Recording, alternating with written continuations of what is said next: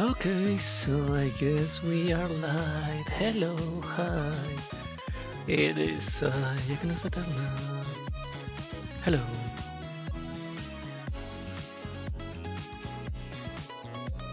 Hello, hi. How are you doing?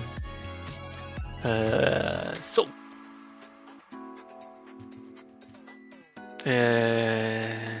We need to finish this. That's it. I don't have any news. They post this on Twitter on Blue Sky, and there we go. So, what else? Nothing else. So the only thing that I need to do is complete the story. There's nothing else. I have too many attachments already. So, memory puzzle is already done. Daily message already done. The voyage. Quickly actions. Start this gold. The face flash. Let me. No, not the crew deck. Not the crew deck. No, no. Let me go back.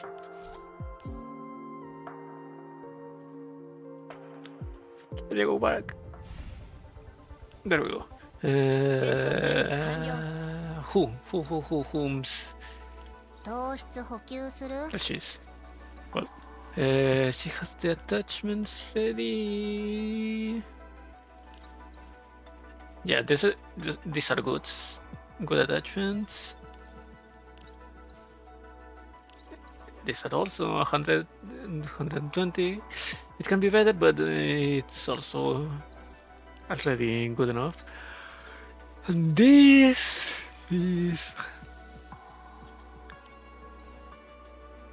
can be a lot better. So before the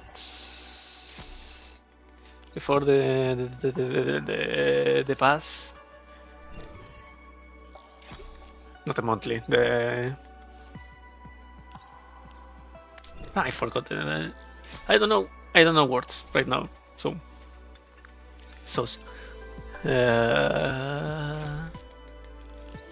let's use the mission of using a lot of Sartis gold. Caliber 8. Nothing. 170. Yeah, 60. Bad. 200. If the other one wasn't. Oh, bad. Well, 180 and the other two are 110 restored.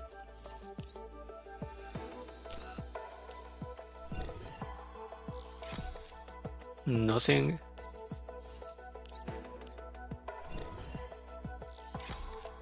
Nothing.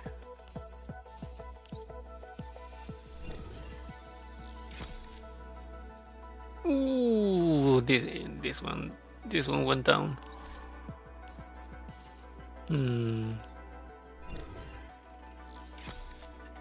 Nope, too bad.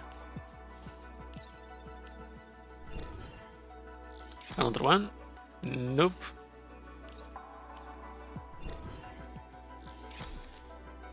Nope. Nope.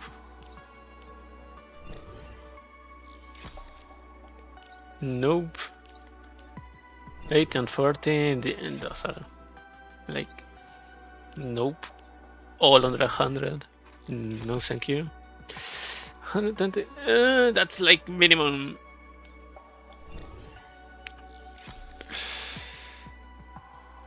Oh, this one is already better. 130. This is 20 more. This is. Calculating this is only 10 more. I mean, no, 10 less. And 70. So 60 surplus. So, yep. Let's skip this one. And we can already finish this, right? Actions en route. Quickly actions. I don't think I can finish this. The face clash. I can finish it, but it's not enough time. We have to do the stream and the finished event that this ends in 1 hour and 22 minutes. So, Lady Catgirl Overload. 24. Yep. Let's go. BS 13. Carl! Carl hurries over, looking worn out from his journey. His heart rate of 140 compounds the headache from his hangover, but it's suppressed by his surging adrenaline. Currently, he's looking at a very strange sight. The door to the beacon control center is wide open. There is nothing inside except for his henchman, who lies unconscious against a nearby wall. Wake up! Wake up! Carl smacks him a few times. The henchman blearily blinks his eyes as he comes to. Then he shudders upon recognizing Carl. Bad news, boss! Something happened!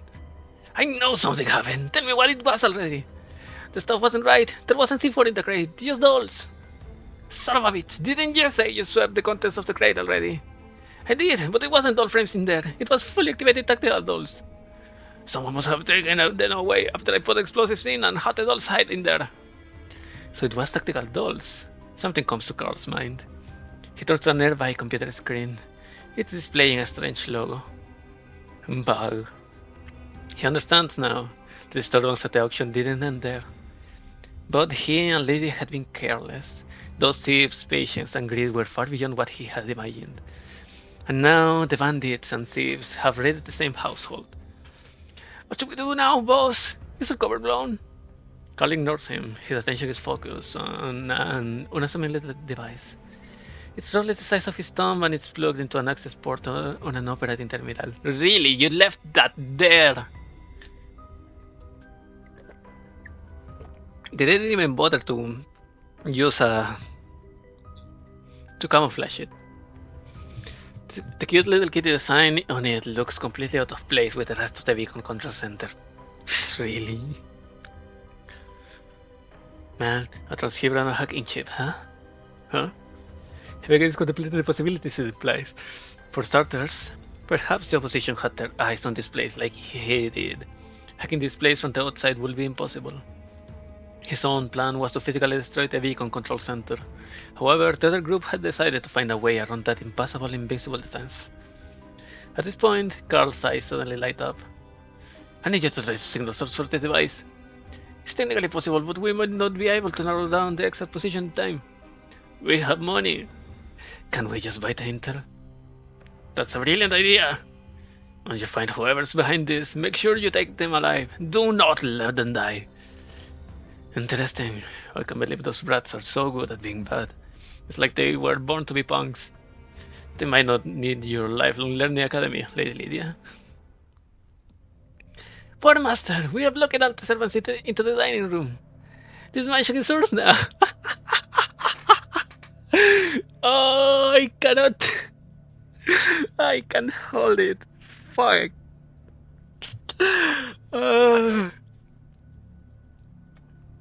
Well done, hero. You were born to be a prison guard. In any case, we don't have much time. We need to find proof about this conspiracy before Lydia comes back.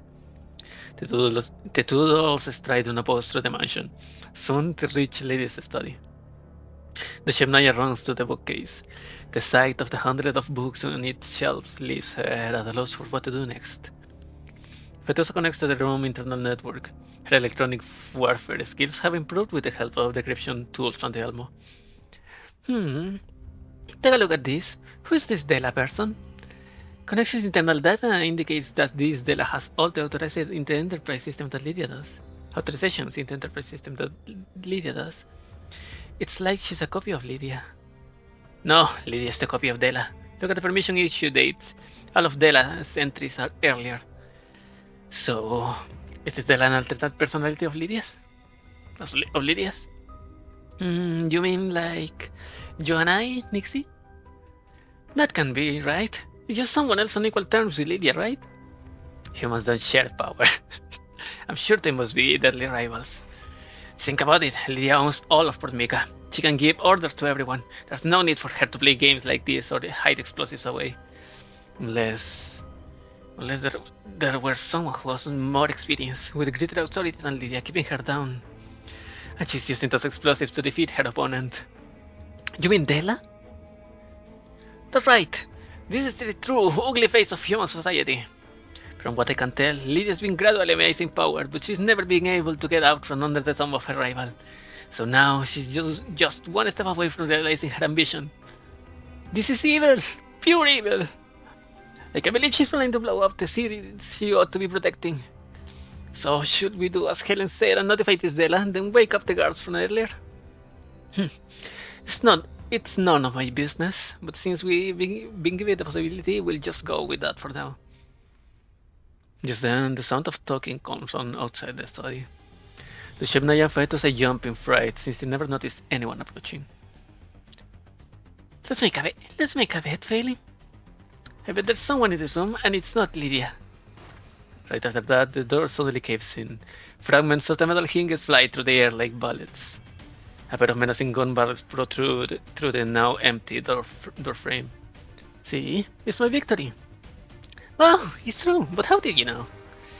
Nobody knows Lydia better than I do.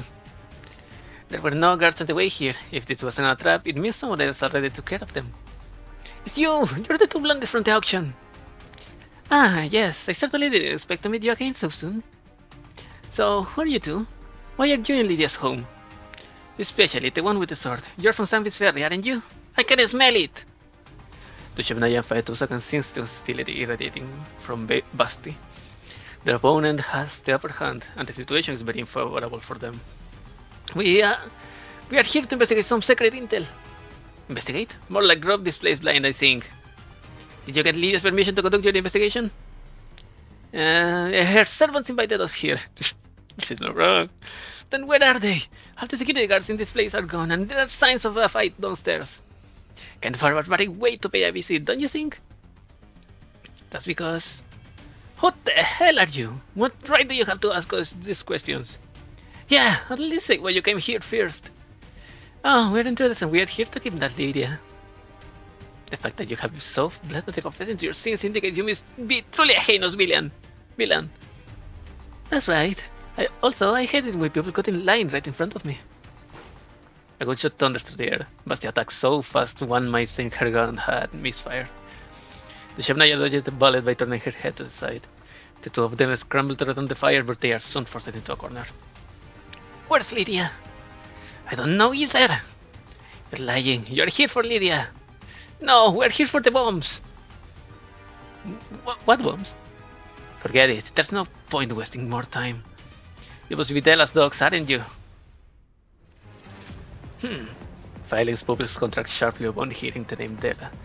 It's as though she suffered some unbearable provocation because her previously half-hearted movements suddenly filled with purpose and speed. Basti reaches out to grab her, as thought she knew the other doll would get mad. Then she smiles. However, it is a wicked smile that sends chills down the spine of onlookers. You know about Dela? That's right, there's no point hiding it. We know about her relationship with Lydia. Then what's your role in all this? Since you're all dolls, someone must be giving you orders, right? We just want to get all this crap over with. Yeah, wouldn't things be settled easily if Dela could just met with Lydia? Upon hearing this, Basti stops holding, failing back.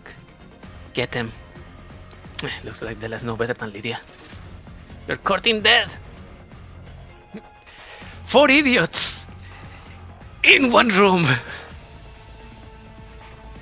Basti and Filing suddenly launch an attack that's far more ferocious than before. It's as though they have switched to some kind of total annihilation combat mode. Wait, we don't want to fight! That's too bad, because we do! The Shebnaya fighters are caught completely off guard by this. They thought that mentioning Dela would calm them down, but they never expected it to have completely opposite effect. Of a particular note is the fact that while the Shebnaya doesn't recognize the two dolls before her, she feels a strange sense of familiarity with them. The terrain here is bad for us! To the hallway! Super bursts through the window behind her, planning to move to the battlefield from the study to the hallway. However, the moment she touches down outside the window, she hears a click from beneath her feet. Oh fuck! A powerful electrical current runs through Phytosa's body, almost paralyzing her. Basti had planted this landmine outside beforehand. For them, the battle had started long before they entered the room. Every single move and all the preparations Basti made were calculated to secure dominance over the battlefield. Master, are you alright? You should worry about yourself first. Damn it, I'll underhand. While the Shemnaya's frame has the advantage in power output, Basti movements are more agile. She nimbly evades and circles around behind the Shemnaya before fighting at close range, accurately striking her frame's weak points. Oh no! The wound isn't fatal, but the shot crippled one of her arms and one of her legs, driving the Shemnaya to her knees. Don't speak unless you're spoken to, or I'll rip out your voice module. Basti pings the Shemnaya securely to the ground. Meanwhile, Violin has also subdued Phytosa. Who are you? How do you know about Visdela? As you have known, this was going to play it out again. You were going to deal with Lydia the way you dealt with Dela back then. What are you talking about? I lost my memories. I don't remember things from too far back. Oh, you poor thing. Things aren't going to end well for you today, no matter who sent you. That is, unless you tell us who's behind all this right now. Nobody's behind this. We just want to resolve this crisis fighting this town. Is that so? You're not going to talk even if I scrap this patchwork frame of yours? What a sad little puppet you are. Thrown away like a tool the moment you're no longer of use. Basti jams her handgun into the Shemnaya's frame. Judging from its condition, the doll before her is being used as a temporary cut spot. In all fairness, Basti's frame isn't much better, but she's done her best to stay clean, soft and pretty. Especially because she thinks of herself as a girl, and because she wants to always be ready for her reunion with her beloved. However, while the frame before her seems to have a good performance, there are no signs of a similar love in it. That's not true. This frame is not pride and joy. Mailing helped me tune it up. I won't let you badmouth it. Then give your master a call, right now. Otherwise, there's no telling what kind of accident might just so happen to your pride and joy. The Shemnaya realizes that the situation has escalated beyond her and Phytosa's control. The only way to keep herself in one piece is to obey. Even so, she has no intention of giving in. Exposing the commander's location or identity is completely off limits. She would rather blow herself up than do it. However, that function was not installed onto her. All she can do is close her eyes, but just then, a call from Helen comes in. The Shemnaya, what's your situation now? What happened to your frame? Why is it damaged? When hearing a female voice from the Shemnaya's communicator, Basti snatches it from her. She activates a voice changer. Her enemy is clearly very dangerous and she must treat him with the utmost caution. What a shame. Your little Miss Pinocchio got her strings cut. Helen, I'm sorry. Who are you? Are you the person who's trying to destroy poor Mika? Let's go with that. Your dolls not only got in our way, but insulted something that shouldn't have been insulted. Rest assured, you will pay dearly for this. There can be no terms for negotiation with the Shemnaya or Phytosa are harmed. Can we agree on that? So they are the Shemnaya and Phytosa, is it? Oh yes, she got a friend with a very unique hair ornament. You people are all the same, hiding safely in the back and barking orders while others die to carry them out. But I guess the only thing that motivates you is numbers going down. After all, you gave them trash tier frames that looked like they were dug out of some Yellowstone junkyard. Am I wrong? Still, don't worry, I won't make life hard for your dolls. After all, it's the people behind them who deserve to die, don't you agree? I think there has been some kind of misunderstanding.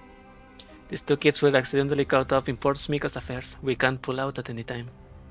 Oh, now you want to pull out? Do you remember the name Della Sable? Basti can hear another indistinct voice from the other side of the line. He seems to be discussing something with the woman she's talking to.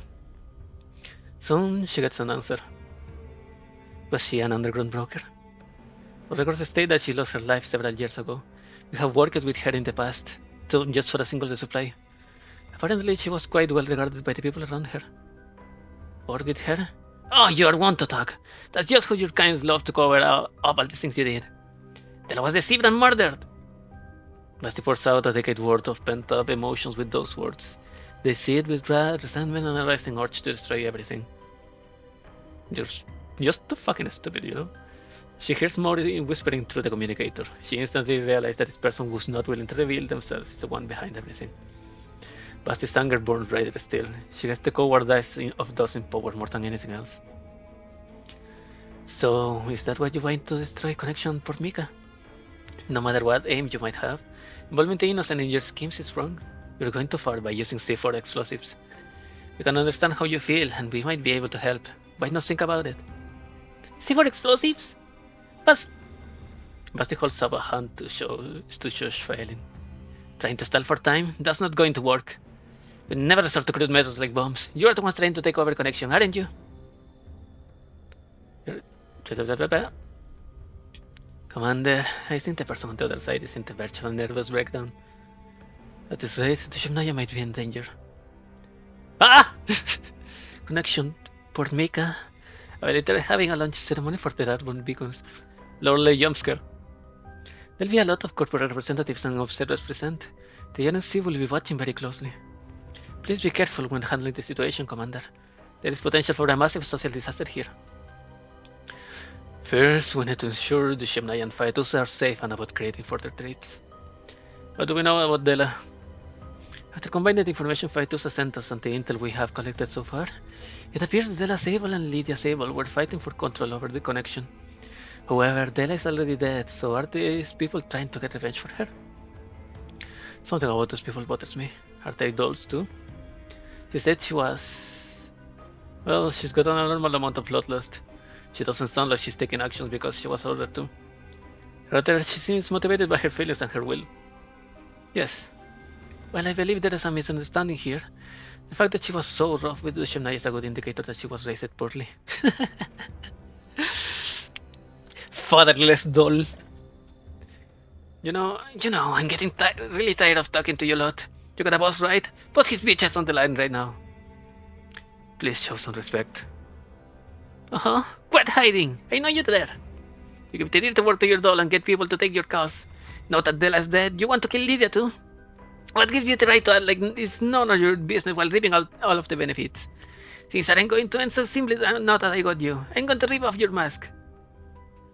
Commander, Faetus and I need 1 more minute. Got it. Basti pulls out the box cutter she carries on her at all times and runs the flat of the blade over the Shemnaya's frame. Torture is it?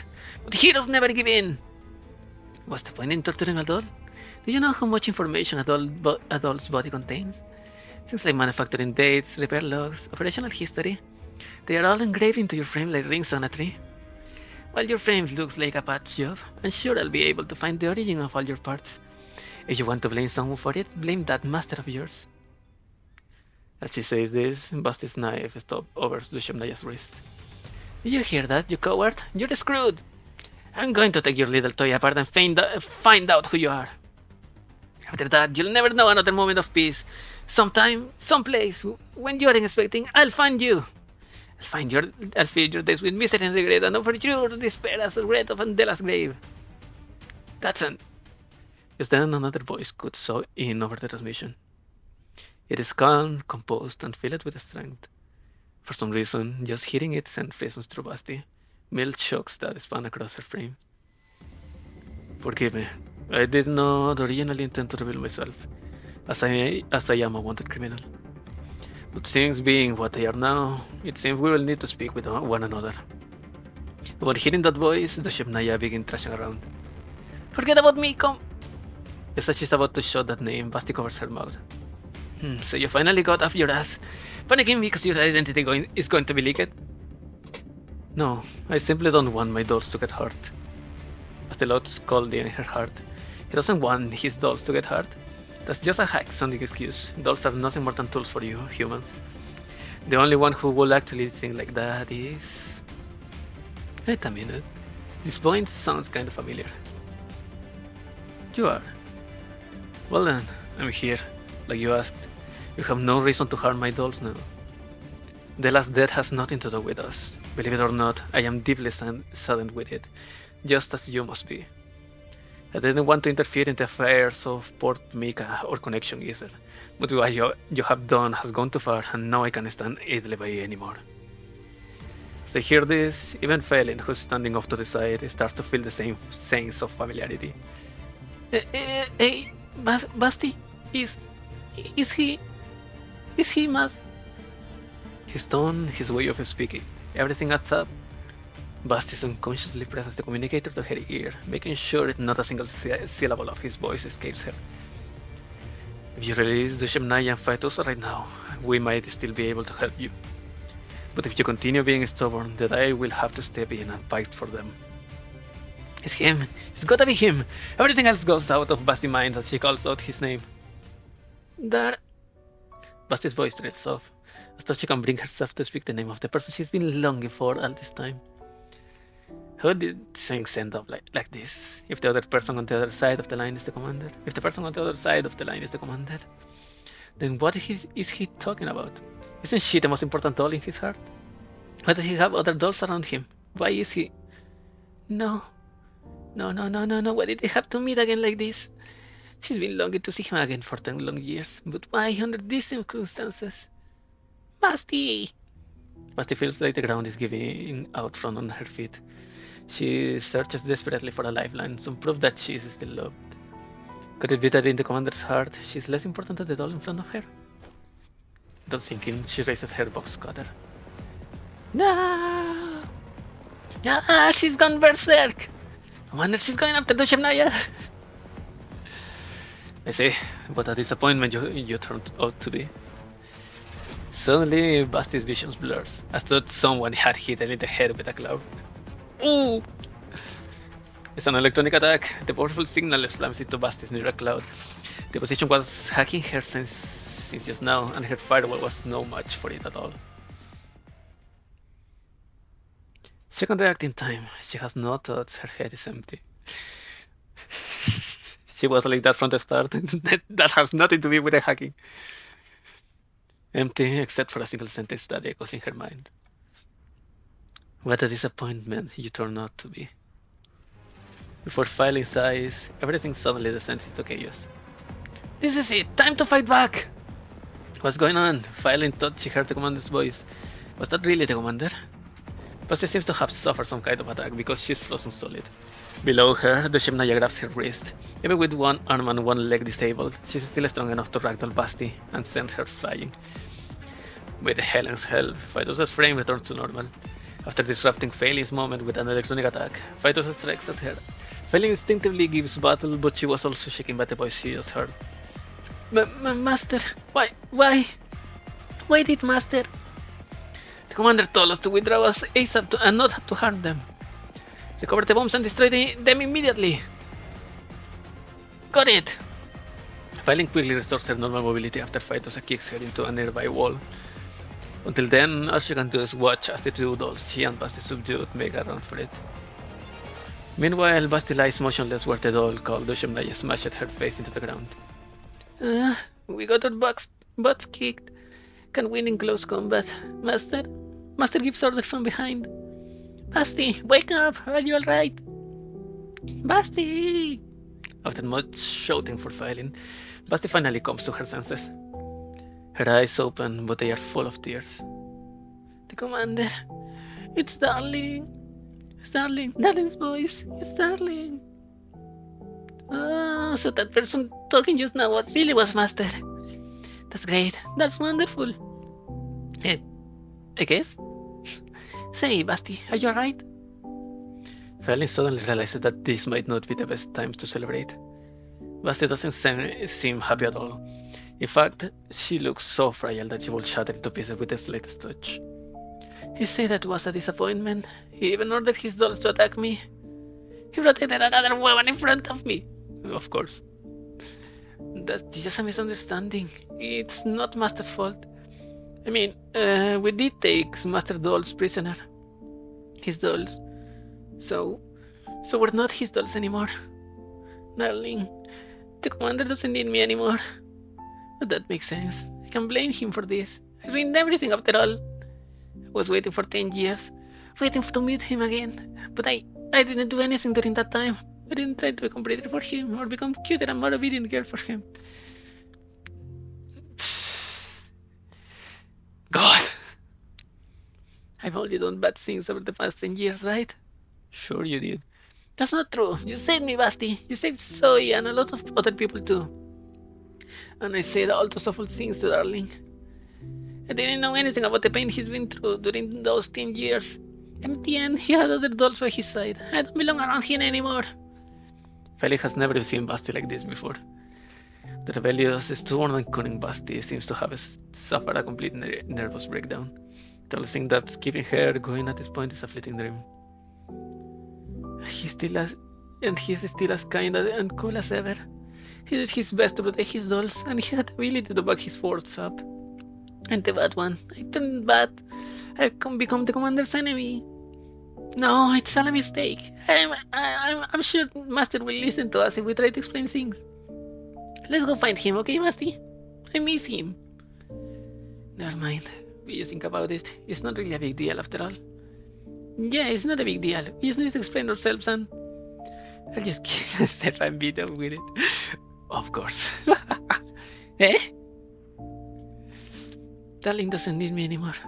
And without Darling, I don't need to exist anymore. My Neuro Cloud hasn't been backed up ever since I left Griffin, and my friend's been a write-off for a long time now. Yeah, I should have died a long time ago. We didn't even live this long anyway. Fallen doesn't know what to do, but she knows that she has to do something. So she quietly squeezes Basti's hand, hoping it will help. Just then, a horrid ringtone breaks the brief silence. It's coming from the box emergency channel. Red alert! Red alert! Please pick up! Come on, pick up if you hear me! What's wrong? Did something happen? It's Big Sis! Something happened to Big Sis! She got kidnapped! Failing and Basti look at each other and their eyes go wide. Without a word, they... blah blah blah. They go off. Okay, I need water because all of this was too much for my mouth, my throat. I don't know. I'll come back in a second.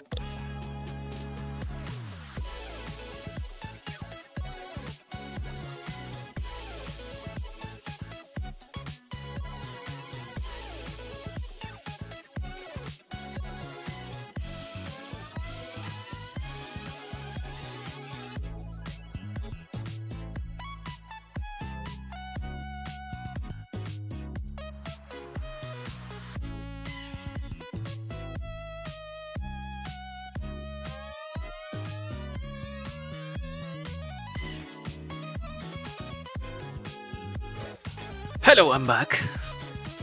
Ah! BA16. Why BA?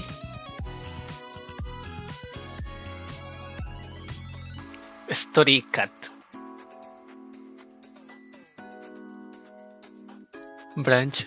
Oh, okay. Story cat, branch. But why BA? Ah, Basti. Oh, okay. Some silence. There is a hand around this throat, and it's unable to make a sound.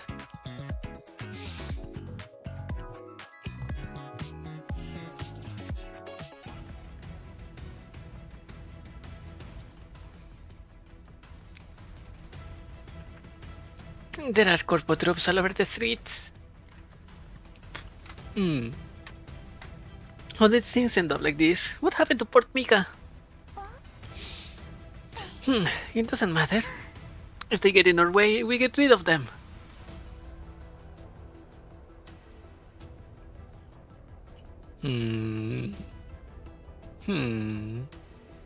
Tusa can clean this, 3. I don't think she can clean 5, but... and those 2 and the premium body are going to be...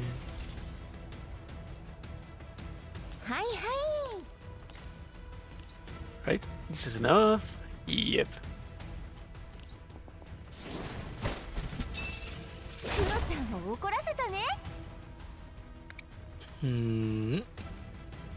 Premium bodyguard. Gone. Now On 94. There we go. 脅威を排除する。任務 Oh 了 yeah. 解。 AK-12 was announced on CN. Yay. 脅威 Yay. を排除する。 And she is ice. I mean, I think she is multi-element, right? But I think she is something like ODS 14.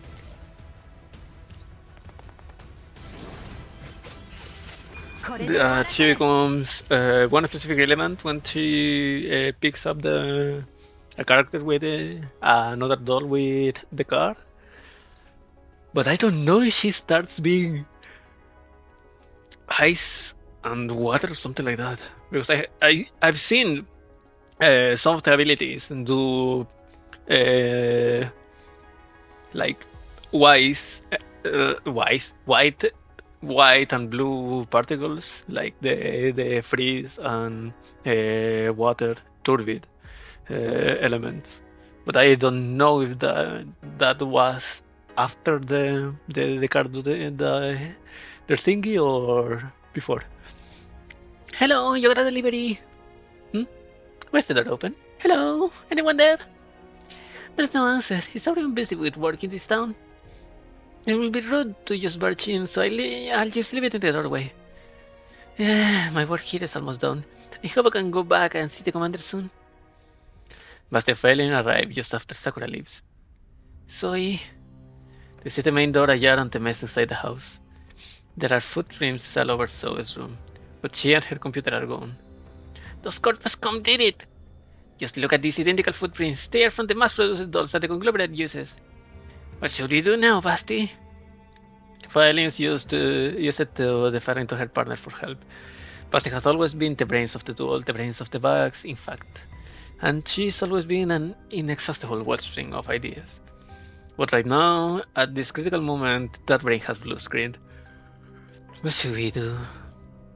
I didn't get the voice print, the plan to steal the beacon failed, and now even so is gone. But even if everything worked out, Darling doesn't want me anymore. Darling abandoned me, even if I get the beacon. What a joke, I'm such a joke. Can I still turn this around? We just need to save Zoe. Beat the Corvo goes up, ask Lydia for help. I don't know, maybe we will ask Master for help? Okay. What do you mean, okay? I suggested 4 plans. Which one is okay? Basti is clearly out of it.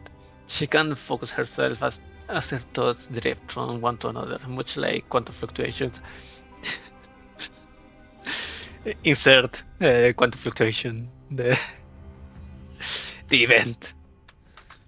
The event icon.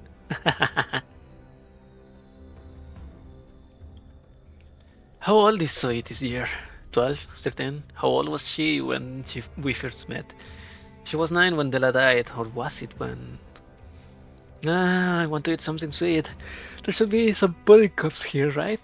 I'll just go steal a couple and pay her back some other time. What is this? Basti finds a heavy sack in Zoe's cabinet. It's filled with dark metallic objects.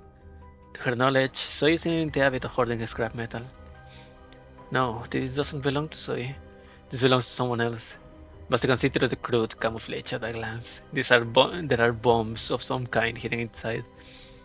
Suddenly the words the Shemnaya mentioned come to mind. Bombs. The Shemnayas had been incomprehensible, but the other doll had mentioned C4 explosives, and she remembered that clearly enough. She had thought it was just a trick, but since that doll was one of the commander's people, she is inclined to believe what she said. The moment she makes the connection between those words and the objects before her, Basti's eyes light up. It's like seeing the light at the end of the tunnel. Oh no. Go save Zoe! Alright, Will. There's no we here. Go do it yourself. Huh? I know you can do it, Failing. Protecting others is your specialty, and Zoe needs you right now. And if that doesn't work, ask the commander for help. Everything that weird doll said was right. They are heroes, so once you save Zoe, remember to have them take her and the kid from the box far away from Connection HQ. But what about you? I'm going to put an end to everything else. Holy hell! Basti picks up the bag and jumps out the window. On the other side of the street from Zoe's home, two pairs of gloomy eyes peer out from behind the dumpster. We just barely managed to escape, so what are we doing here? The Shemnaya is holding a repair tools, which she is using to slowly swap out her damaged parts. Because someone stole the C4. That's why Lydia's people didn't believe us. Since we got no clues about what to do next, our only choice was to chase them here. Considering they are not the culprits who planted the bombs, I'm sure they got some intelligence of their own. Listen closely, they mentioned Zoe. Isn't she the girl who stole your stuff yesterday? Is this her home? Did she do it again this time? We went to sleep for a bit and you ended up getting robbed again by the same brat. What a disgrace!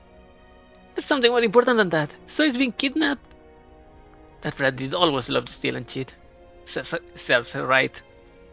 Even if she did something wrong, she needs to be punished by law.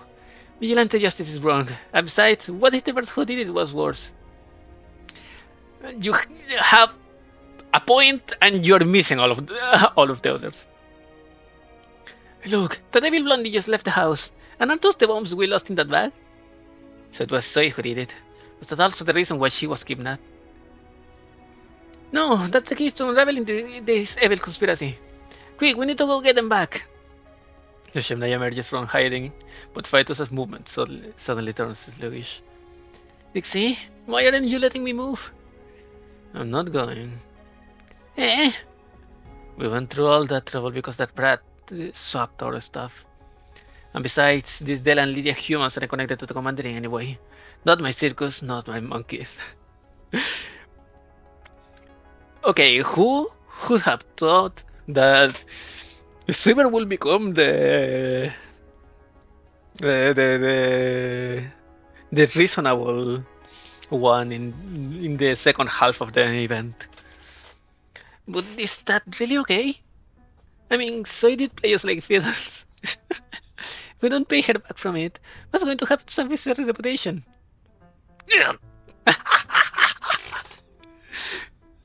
Oh, okay. She knows how to handle fight. Sweeper. Dixie. You're right. But doesn't that mean we'll be helping her? So we're paying her back by helping her? Strategist is right. There's more than one way to get back at people. But if we save her, then we have our revenge on her. Sophie's very reputation. You're right! There's no way we take this line down. We went too easy on her last time. That's right. Justice yearns to be met. Let's go. Time to settle the score.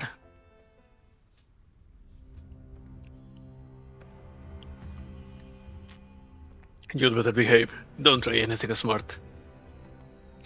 Piss me off and I'll kill you. You're going to kill me in the end anyway, so what difference does it make? Don't think too highly of yourself, brat. Each bullet is gonna cost 50 bucks. That's 15 bucks more than you'll ever be worth. Much as Zoe is unwilling to perform this hack, the cold gun barrel pressed against the back of her head compels her compliance. Hurry up, stop dragging your feet. I know you cracked the cipher already, so give me administrator access. While this guy looks dumb, they know quite a bit about the beacon control center and the network, enough to ensure Zoe is intriguing them at least. And so, Zoe has no choice but to reluctantly enter the cipher, handling over the painstakingly cultivated fruit of the bug's labor over the course of the night. Good. Now shut down the beacon control center. Shut it down? But why? That will instantly disable all network services. All network services to displace an entire surrounding region. Don't ask too many questions about all business and just do as you're told. That way you can play in the streets with your friends later. I haven't been told to kill you yet, so don't push it. So realizes that the situation is more serious than she imagined. The beacon control center is critically important to Port Mika. It is the bedrock of this remote little town prosperity, the door that leads to civilization. Nobody would want to shut it down unless, of course, the person doing it wasn't planning to play by the rules of civilized society. I can do it. That would require authentication by an administrator's voiceprint. No problem. I knew this would happen. The henchman picks up his communicator. Boss, we'll need your writing skills again. It's another voiceprint passcode. Looks like we need to get that rich bitch permission. So realizes that they are planning to use Lydia's voice for their nefarious purposes. But at this point, even screaming about it won't help. There's nothing she can do now but to pray that Lydia smells a rat. Lydia, what did I miss? This place is livelier than yesterday. Carl has to put real effort into getting through the crowd and reach Lydia. In the past, he would have cared little about the guests here. Now, however, he realizes that top figures from all the neighboring satellite cities are gathered in this place, as well as elites from the White Sun. He is no longer someone who can look down on the masses, and yet he believes he can climb higher than before. Carl, I'm so glad you could come. My, you look so presentable. Lydia teases the young man before her while scanning him for traces of his drunken beach from last night. Well, this is your ribbon cutting ceremony after all. Of course I'd put my best foot forward. The truth is that his head is killing him, but he forces himself to put on his sunniest smile. Just a little more. The adrenaline excitement helps him ignore the pain. In fact, he even feels somewhat detached from what's happening in front of him. Oh, yes. Do you remember what we were talking about last night? I was serious about what I said, so prepare a contract. We have to do it right now. As you can see, I am very busy at the moment, Carl. This isn't the time or the place. As the ceremony is over... No problem, I can read it out to you. To be efficient, of course. Our time is precious, so getting your permission is very important to me. His request is a little strange, but Lydia doesn't have time to think further about it. There are many things she has to do, and her focus instead makes her ignore details that should have made her suspicious. If she can get rid of him by listening to his prattle, Lydia is more than happy to oblige. Right, that was the first clause. What do you think? I agree, it's fine. And the second clause? Agreed as well, but we need to limit the voting scope of the corporate representatives. Third clause? I agree. Lydia answers without really thinking about it. Her attention is focused on the ribbon cutting. Her assistant sends a message to preparations that preparations are ready. She mentally reviews her prepared speech and heads over to the lectern. Alright, those are the contract terms. Thank you for your help. At last, he's done. Lydia responds with a fake smile. Here's to your liberation. Saying so, she takes her place on the lectern and clears her throat to get everyone's attention. The room immediately goes quiet. This instant response is much appreciated. She's used to basking in attention, and she savors the feeling of standing beneath the spotlight. She's going to make this day a day to remember. Ladies and gentlemen, thank you for your patience. First, I'd like to thank everyone who made it here. And then, something strange happens. Halfway through her opening speech, the loudspeaker suddenly goes silent. It's not because Lydia isn't saying anything, but because the microphone isn't conveying her words. In addition, the massive projection on the screen behind her is streamed to the world via the communications network that is Connections Pride and Joy, has also frozen up. This sudden unexpected faux pas makes Lydia's face go pale. She tries to contact her assistant, but there is no answer. She's left hanging out to dry on the stage, a scenario she's never imagined possible. The members of the audience sense her unease and begin whispering amongst themselves. Lydia cannot bear the way they're looking at her.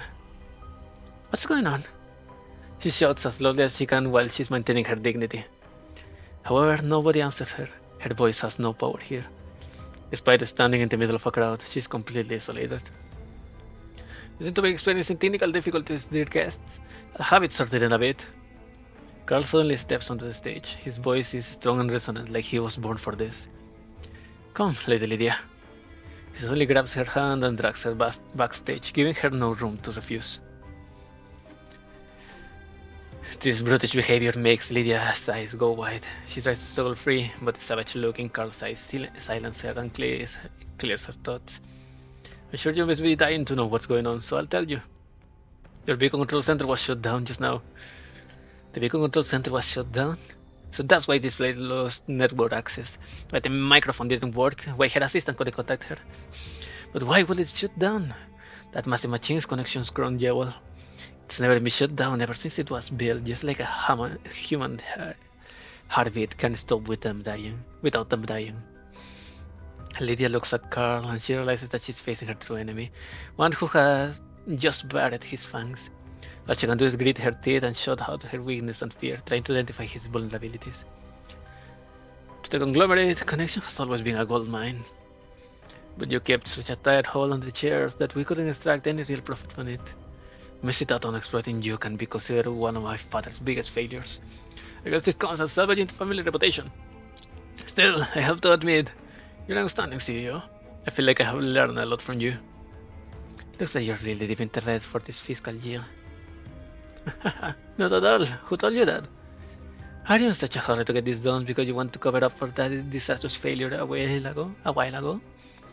I heard there was a vegetable peddler who sparked a revolution in Mokosh and torpedoed your finances, while also driving out all the security forces into the surrounding area. You sure are a sore loser to be spotting such nonsense. You think I don't know about your past? Poor little Carl, the drowned puppy. So desperate to win the approval of the adults that you wound up doing such reprehensible work. Smack, having a slap interrupts Lydia's words. How's that? Ever had a taste of that before, young miss? Lydia doesn't cover from her first exposure to physical violence in a long time, but it confirms one thing for her. As Carl dragged her backstage, she felt a vague unease. She had issued too many access permits to Carl. She also certain that as Carl took the stage, there were plenty of corporate mercs in the audience, flashing their weapons. Even if anyone objected to Carl's actions, they probably would not dare to protest. I had enough of your nagging, so let's be level with each other. Here's what's going on to happen next. We're going to make a deal, a big, beautiful deal. I'm going to acquire connection from you at a price that is mutually satisfactory. We're going to buy out connection. Dream on! The Sable family has baking into URNC. You think you can snatch connection away like a barjack knocking over a hawker stand? You're absolutely right. Doing this sort of thing in the White Zone will be very costly and very obvious. It will demand a price so great that even the massive profits from connection couldn't make it worthwhile. But here's the thing. We're in the Yellow Zone border, Lydia. Didn't you tell me that before? This place has its own rules. What are you thinking? Relax, let's take it one step at a time. You definitely deserve the title of Iron Lady, but I doubt your employees are as strong-willed as you. I hear over 90% of Port Mika's population work for you, am I wrong? What are you trying to say? You mentioned Mokoshi just now, didn't you? The people there rebelled against the company, took over the factories, and looted the place clean. That was quite a failure. Still, it made us think, what if it happens somewhere else? Do you know how many people in this city hate them and buy you? You know how many people want those pretty clothes and the dwarf house of yours? If they rioted and it led to a tragedy taking place, well, Fort Mika will need someone to enforce order and keep production going, no? Perhaps the other members of your family might end up interested in our offer then. Lydia feels her blood running. Cold. Carl's methods have truly opened her eyes to the true ramifications of the situation. This is but cutting the ground from under their feet and using a surrogate to do the dirty work. It will dismantle connection from the ground up, and innocent people will be framed for that. Once the network goes back up, outsiders will only see that connection employees have overthrown their corporate overlords, and that Carl is cleaning up the mess. Meanwhile, this will be just one Yellow Zone revolution among many. It might even wipe away the stain of the failure in Mokosh, and thus allow him to reap far greater benefits amidst the chaos. Still, we can both learn from this experience. All the problems you're facing today were caused by your lenience. These terrorists calling themselves bugs have a long list of crimes to their name. In fact, they are the most severe symptom of what's wrong with Port Mika. But you may rejoice, because I will get rid of that thorn on its side at last. Sadly, they will be removed too late. Too late to prevent a tragic murder from taking place. They're just kids. Just a bunch of kids who are vying for attention. Couldn't you find anyone with the guts to do this dirty work? You only have cowards on your payroll. I can't believe you're utterly defending them. Port Mika's a great town. It shouldn't have given rise to this kind of evil. It's all because you were too kind and too lenient. Sometimes being too lenient is the same as committing a crime. Bokosh was a lesson for us, and Port Mika will be another. We'll make the URNC agree to increase the use of military force in controlling the Yellow Zone. Or else this sort of thing will keep happening? What do you think, Lydia? Lily's only response is a cold smile. Not that things have reached this point. It's the only thing she can do. Don't get mad. I know. I'm just an outsider, at least for now. I shan't question today's situation in Port Mika and its practices. By the way, the identity of that gang leader is right out of a TV drama. Apparently, she's your niece. I think she's the ideal candidate for a job I have in mind. She's capable and has a good background. I'm sure everyone will place their trust in her. A young lady who acted rashly and impulsively because she blindly imitated a radical leader led into a tragic accident. How's that for a scenario? Are you talking about Zoe? As if she will never waste someone like you. Let's not speak too soon. Take a guess. Who do you think helped me shut down the Beacon Control Center? Chan chan chan! Confirm. That information changed. Oh no!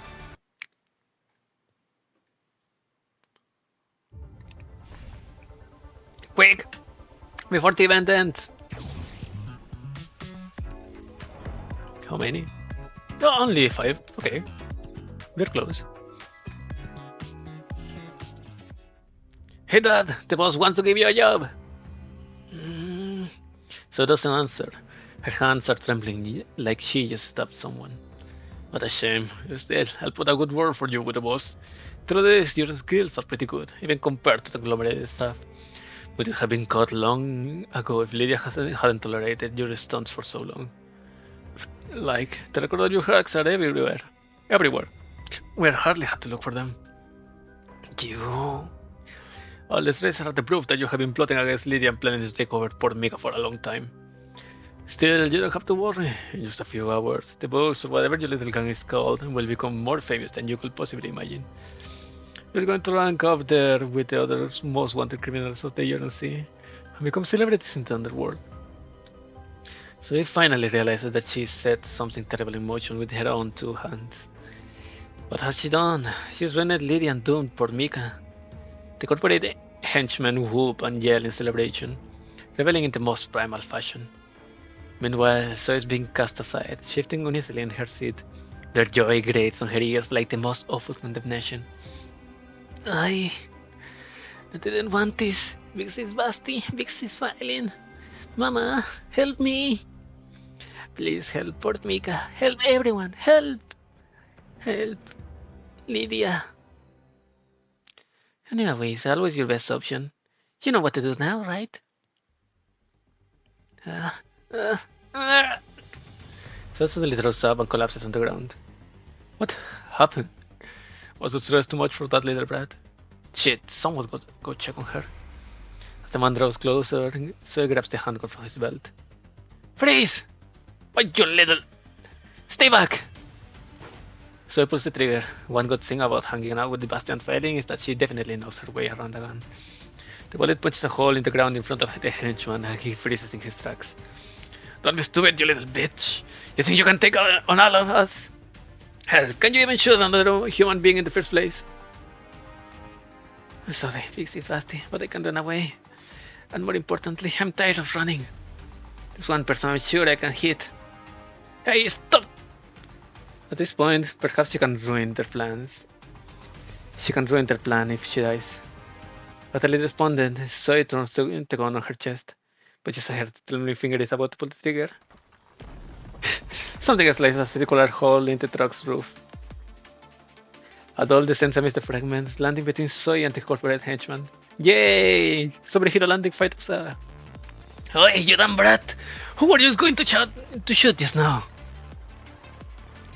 I'm here to give you a spanking. What? Is that one of those dolls? The hell you mean one of those dolls? I am me. Fear me, for I am your apocalypse. Oh, she's hideous as fuck, I love it. Found her. Valen spots a big truck in the distance. She's been following its tracks all the way here, and she is sure that Zoe was taken into that truck. The opposition seems to value Zoe very highly because there are many mass-produced dolls stationed around the truck. Valen stares at the truck, and the last request plays back in her mind once again. Her emotions, her fear, and her hesitation all fade from her mind. She's more focused now than she has ever been in her life. It drives her artificial sensory organs to a level of efficiency they haven't reached in a long time. Failing attacks with swiftness and violence of action, headshotting 2 of the mass-produced dolls in rapid succession. Enemy attack detected! Target identifies secondary threat. Initiating containment formation. What's going on? Is someone else attacking them too? Archie has her doubts about the situation. Failing pays them no further hate. Her frame joints are overheated from her rapid movements. Her closing rubs against them so quickly the resulting friction produces smoke. She evades all the shots fired her way, and while her frame's performance has been deteriorating over time, she seems more relaxed and composed than ever before. Get lost! Several dolls swarm her, trying to pin her down. She sees the opening in the formation and uses their bodies to block incoming shots from their compatriots. At the same time, she returns fire through the gaps between her opponents. Failing wipes out all the dolls, blocking her in an instant. Then, she kicks the truck's door in. Zoe, I'm here to save you! Ah, help me! The hell are you?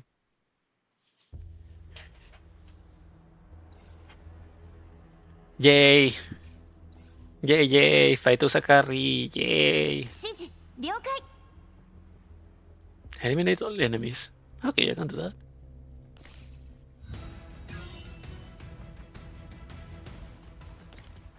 Go forth, Fetusa. Cut them down. クロちゃんを怒らせたね 1, 私がやる 5, 9. Okay. 2. 脅威を排除する任務了解 And let's finish this with this style.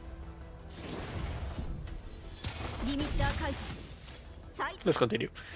Damn it, what's with those dolls? Are they those Dirgent dolls they keep talking about? Hurry up and save me! The henchman barks order to his doll underlings. However, he's trapped between Failing and Sweeper. All he can do is beg for help from dolls that are already littering the ground. Failing stands there without saying a word. Her fighting instincts have sheared away all her tender emotions, turning her into a deadly weapon. Right now, her focus is not on the trembling human in front of her, but on the doll who stands behind him. You didn't go all out back then? Did you?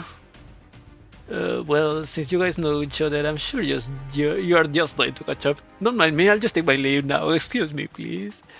Shut up. Silver silences him in a flash of a razor-edged light. While she only uses the back of her blade, the impact is still enough to give them a concussion.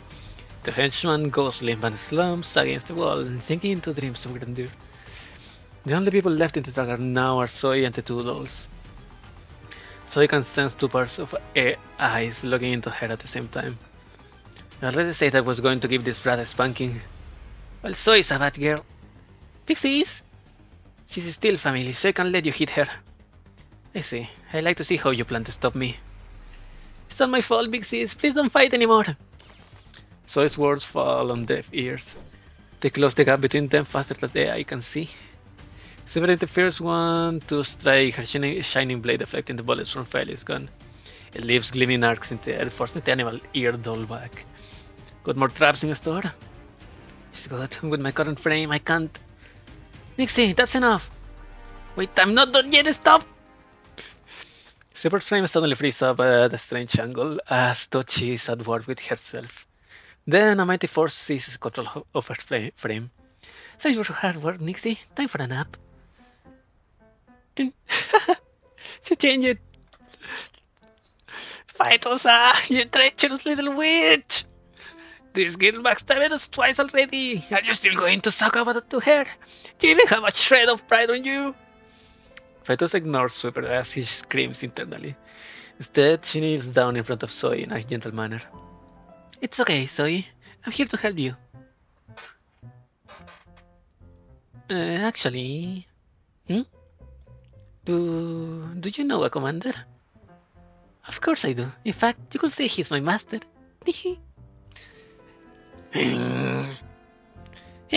Look, we're not enemies, so could you please put the gun down? Okay. So both Fighters and Sweeper are the perfect enemy to Bastian. Bastian Failing. Two enemies in one body. Two nemesis in one body. That's amazing. That's just like the Shadow of Mordor nemesis system with the did the orcs with two heads. There were orcs with two heads. I don't remember, but if they were, did they have different nemesis characteristics or something? The system worked different for them? I don't know. I have no idea. What's going on? Aren't they having the Airborne Beacon launch ceremony today? Why did they gather us all here? Under coercion from Carl, Lydia has ordered all the connection employees that are still in the HQ compound together for an all-hands meeting. Clearly, his aim is to have them serve as witnesses for the imminent riot. The most important part is for them to watch how she is murdered as the climax to Carl's clumsy attempt at a teaser. Did you know, Lady Lydia?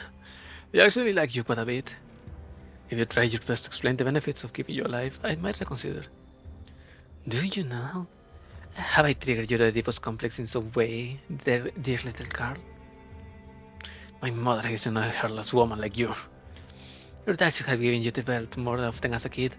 Small wonder you turned out to be such a failure of an adult. That's enough! Tell me, do you have an elder sister called Della? A numbing emotion seizes control of Lydia's body. It slows her thoughts to a standstill, but it also wipes away her fear. Perhaps it was but a simple stress response, but it allows her to preserve her basic dignity. You know about Della. I don't care about her. I simply heard she died in the Yellowstone like a squashed lizard. However, she did some interesting things before she died. Namely, she gathered quite a bit of information in the Yellowstone during her years as an underground broker.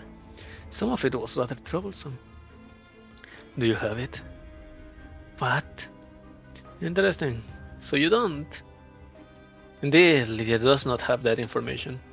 She never once considered Della's life in the Yellowstone to have yielded anything of value.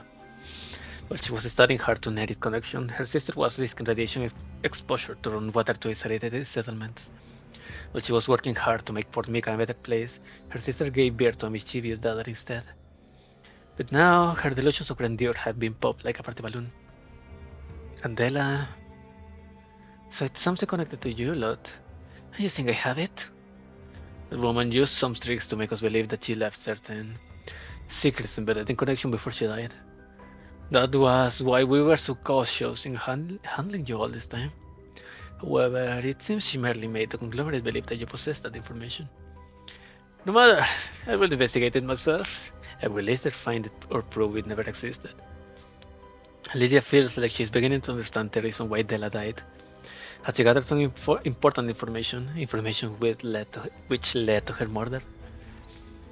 Carl thinks Della left it for her, but Lydia is certain that she never received anything like that from Della. But apart from herself,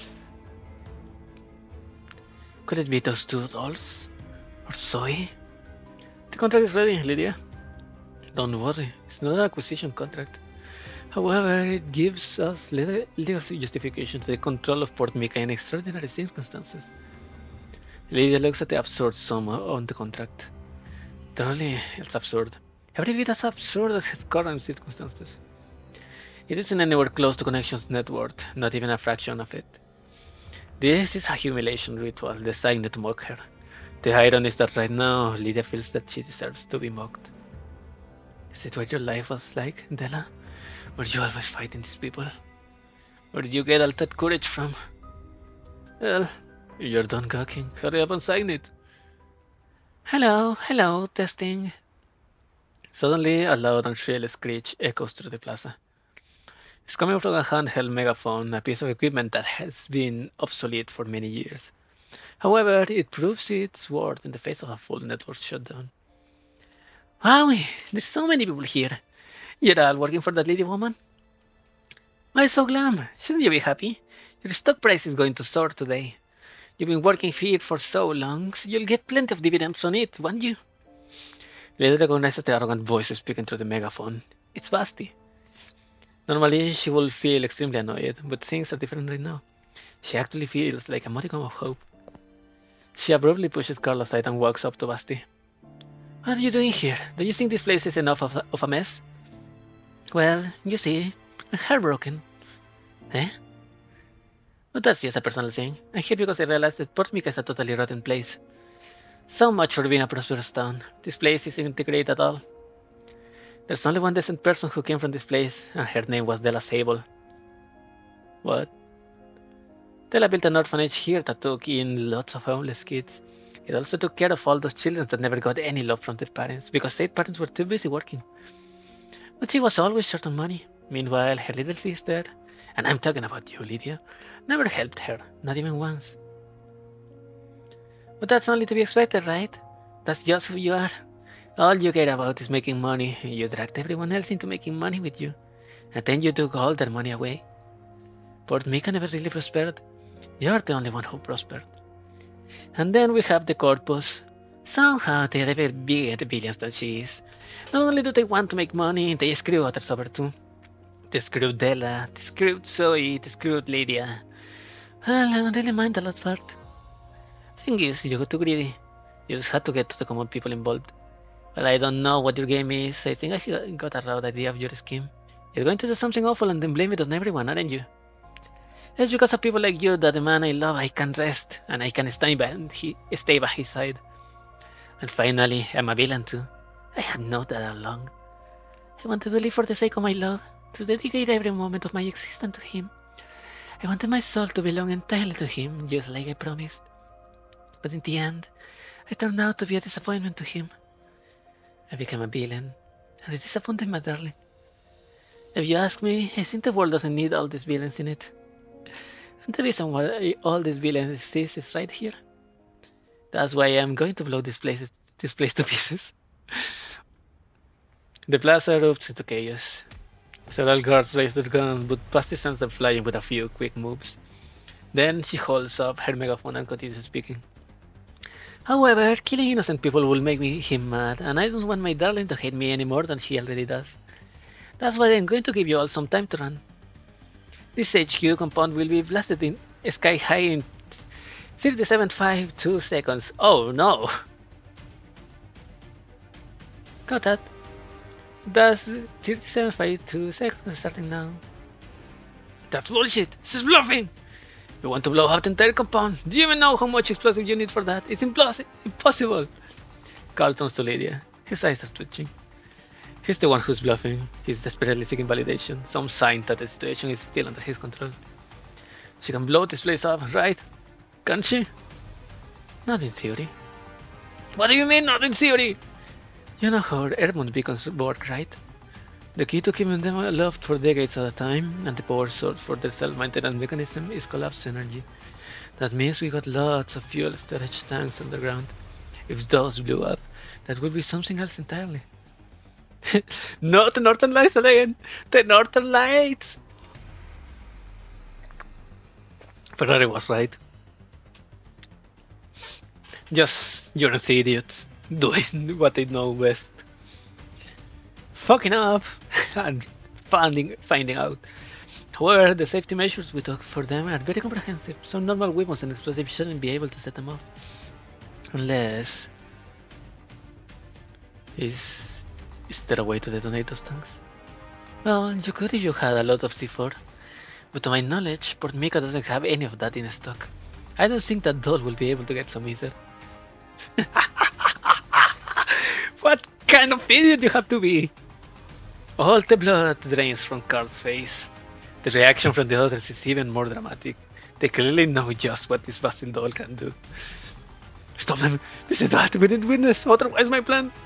Come back! You shoot yourself in the foot! You're dealing with chaos, bitch!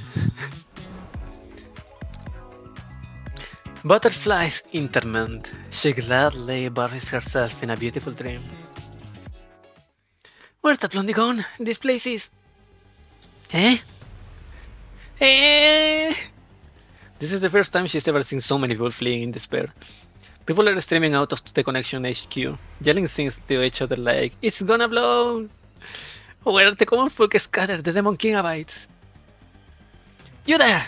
The one at their head. You're a worthy opponent for a hero. Here I come. Oh, hurry up and move your ass. You have your own place to die. Don't make me move off my timetable. Carl beats a miserable retreat out of the meeting hall. He's no different from the ordinary citizens of Port Mika as he flees.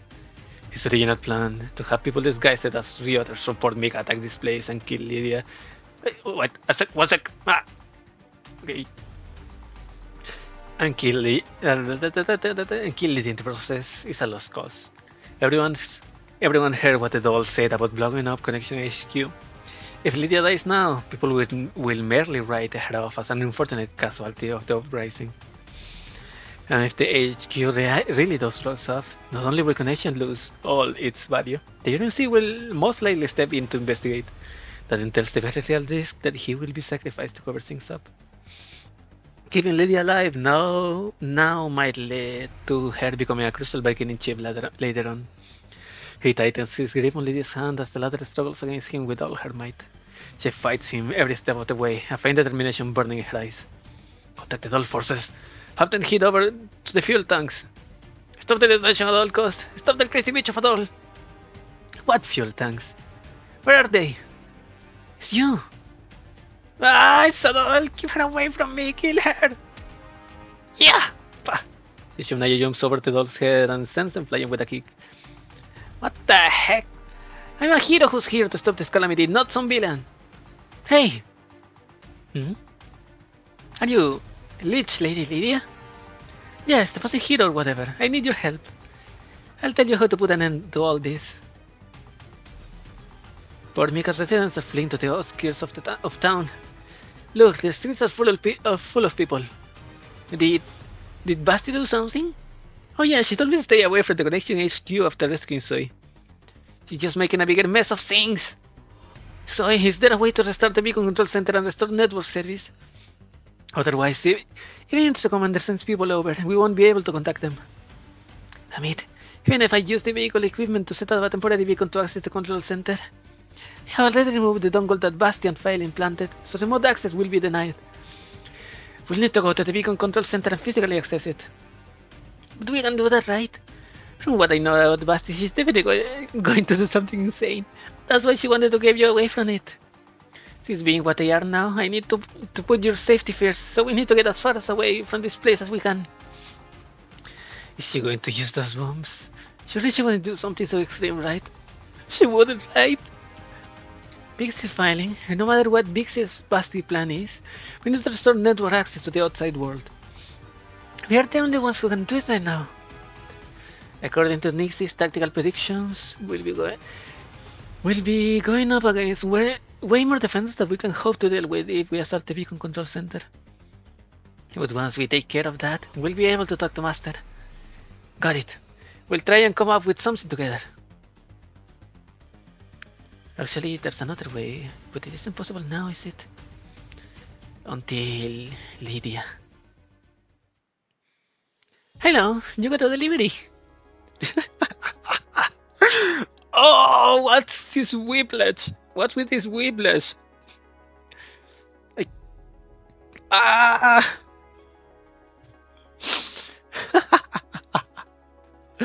Sakura, please run. This is a birthday cake for your child's second birthday. Could you sign here, please? That's strange. How could the streets are deserted today? Isn't it better if there's nobody around? Now you can make all your deliveries on time. Alright, let's talk. More work. Oh, okay. Sakura's going to work hard to end her way back into the commander's arms. Look out! Dushenaya knocks back the doll beside Lydia with a roundhouse kick. She follows up by shooting through her opponent's joints, which completely immobilizes it. I can't believe you're getting such a good performance out of your mess of a body. The commander praised me for it too.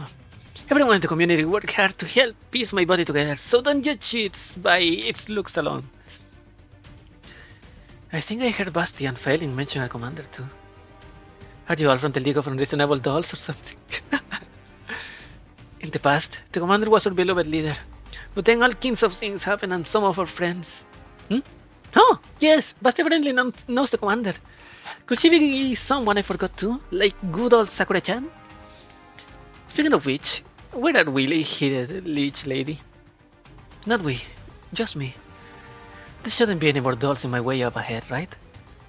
In that case, you don't have to keep escorting me. Go and stop Basti. Well, I don't think she'd let Zoe get hurt. I've never heard of a hair-broken doll before. She might actually go that far. So what are you going to do next? I'm going to do my duty as an aunt. And I'm going to give my niece a present she'll love. Lydia points into the distance at a decorated control terminal. The moment Dushemnaya sees it, understanding dawns on her. The original plan was for Lydia to launch 12 of these airborne beacons as part of the final stage of the ceremony. You really are a friend of justice after all, Leech Lady. No, I'm just a crooked merchant. Alright, scurry along now. And if you see Zoe, just tell her this. She doesn't have to worry about my survival from now on. It's what she always wanted. Just as Shiver predicted, the number of dolls standing guard around the objective, the beacon control center, far exceeds the amount she and Phylline can handle with their firepower.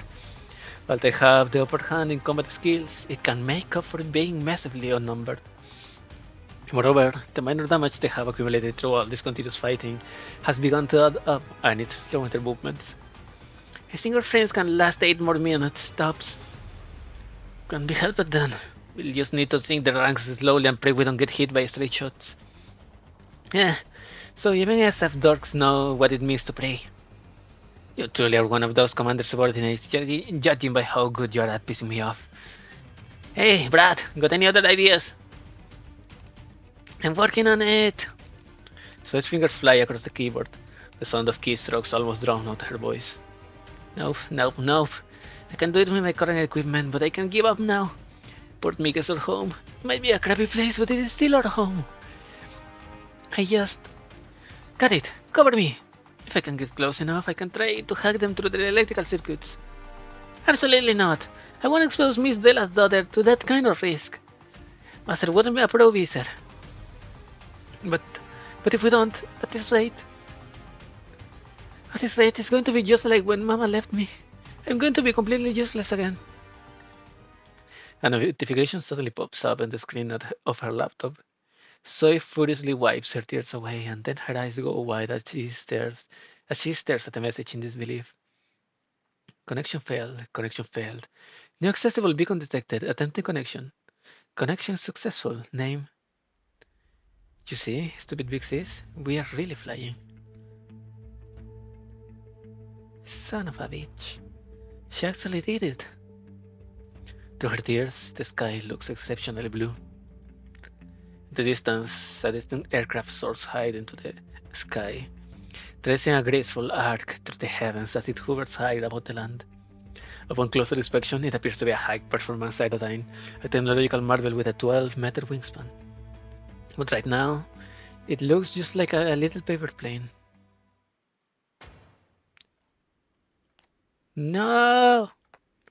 Yeah! Ha! Yeah! Oh no, my lady, such menial labor ill suits you. As Carl and his minions arrive, they are treated to an interesting sight. Lydia did not flee upon seeing them. Instead, she picked up a dropped rifle and shot the astronomically expensive control terminal before her to pieces. Once she ran out of bullets, she began bashing the wreckage with the rifle's butt. His henchmen easily subdue her and take the broken rifle away, but the control terminal is no longer usable. You think you can stop me like this? That drone will need at least 10 minutes to reach broadcast altitude. Nobody besides you is authorized to change the airborne beacon settings. So if I control you, this place will still be isolated. Carl. What now? Planning to beg for your life? Isn't it a bit late for that? Carl frowns as he speaks. This is because he noticed that Lydia has the sweetest and most cheerful smile on her face that he's ever seen. It's as though her age has physically reversed to when she was an innocent and carefree girl. You're a miserable little shit, but you're not irredeemable. Run, that's my advice to you. Your advice? Are you trying to make me love myself to death? All you did was launch a single drone. It doesn't change anything. I'm still going to win. You made 2 mistakes. First, you didn't read the brochure. Drones like that can cover an area with a radius of 400 kilometers across in just 5 minutes. Secondly, if parents trust their children, they can leave everything to them with a peace of mind. Don't forget that you're my prisoner. I have ways to make you do what I want. Also, you don't have children, do you? Yeah, you're right. I guess that's my biggest regret to date. I suppose. Carl points his gun at Lydia, who slowly closes her eyes. His eyebrows twitch as he sees the serene look on her face, as well as her faint victory smile. Is that how it feels, Stella? I think I get it now, big sis. Bang. The gunshot blasts through Lydia's hair, and her face is scorched by a powdered burn. This isn't over yet, Lydia. You still have your uses. Boss, I spotted one of our trucks. Those two all got that bragged back, and they are in the HQ compound. We are trying to get the situation under control. Zoe. Come, Lydia, time for a family reunion. This is to repay you for what you said just now. I'm not irredeemable, am I? A veritable tide of mass-produced dolls pours in towards Vitus and failing. Their movements are smooth but gradually slowing down, and their range of activities gradually shrinking. Meanwhile, Zoe is hard at work inside the truck. This is bad. We need to get Zoe out of here. Not possible. There are conglomerate forces all around us. We are trapped. Looks like we got no choice but to hold the line and believe in the brat, no? I've done it! I cracked the cipher key! And she is surprised about what she's done. It's the same decryption process as before, but it's several times smoother than how it went last night. Is she getting better at this? Was Mom really helping her, or has she become as familiar with the security system as her own home? Cipher key authenticated. To access administration privileges, please provide voice verification. Voice verification. Damn it, looks like we still need Lydia after all. If only we had a recording of her voice. No, Zoe. Lydia isn't the only one with administrator access. Della Sable has it too. Do you have her voice print? Mama? But why would Lydia keep Mama's access until now? Was she really not the person I thought she was? Zoe takes out her cell phone. It contains a recording of her mother's voice. Perhaps. Her eyes suddenly go wide. Lydia Sable, Della Sable. But after them is a tiered account with the highest access permission, registered just a few minutes ago. Zoe Sable. Cipher key authenticated. To access administrator privileges, please provide voice print verification. I agree. Why can't I sign for the deliveries I made? They are going to be flagged as late. There was a widespread network outage. I can't even connect to any external networks. But I was supposed to finish by today, so I called back to City Commander. What's going to happen to my schedule now?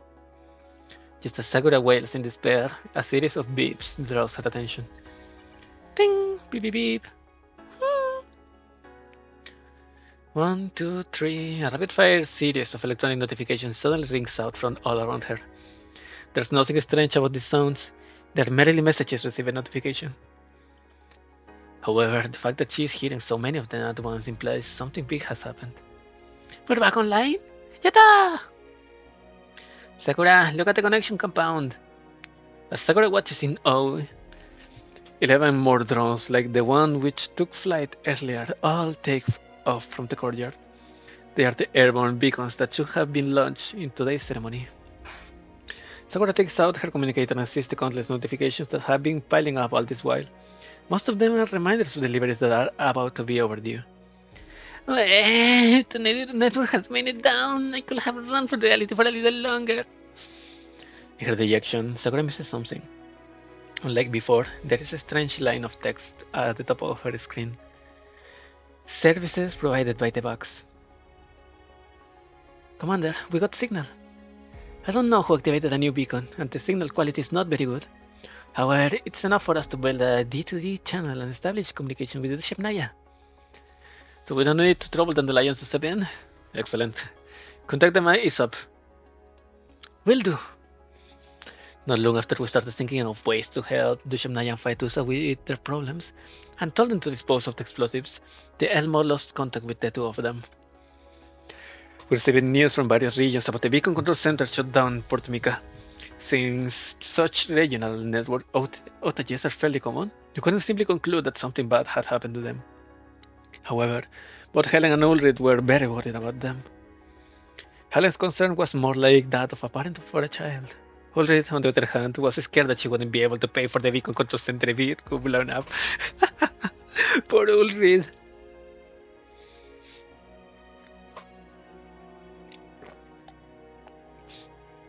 After all of this event, the one who deserves the cuddles the most is Ulrich. And then Helen. But Ulrich most of it. Ah, poor girl. And she doesn't even has a skin yet. Why? Why make a team? You already made another 2D art for her for Mokosh. Why? Where is the skin, Mika team? The doll who took the Shemnaya hostage felt oddly familiar. The doll who took the Shemnaya hostage felt oddly familiar. That does seem quite noteworthy. I think your instincts are quite accurate, Commander. I thought her voice was possessed. When I hacked her in the cloud, I saw... What did you say? I saw you, Commander. Therefore, I didn't do any further damage to her in the cloud.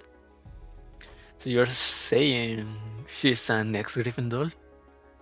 I'm inclined to believe so. That will also explain why she had a complete breakdown after hearing what you said. It would have been a massive mental blow, like instantly melting her cloud down. I think the only person on Earth who could do that with just a few words would be you, Commander. Perhaps I'm imagining things, but there seems to be a playful undercurrent to Helen's words. Ah, understood. Let's get Dushemnaya onto line ASAP. I have an idea. This is message number 3753. It's also going to be the last one. I'm sorry, darling. I couldn't come back to your side in the end. Basti planted explosives around the fuel tanks. She tenderly arranges the cold metal like she's decorating for her own wedding.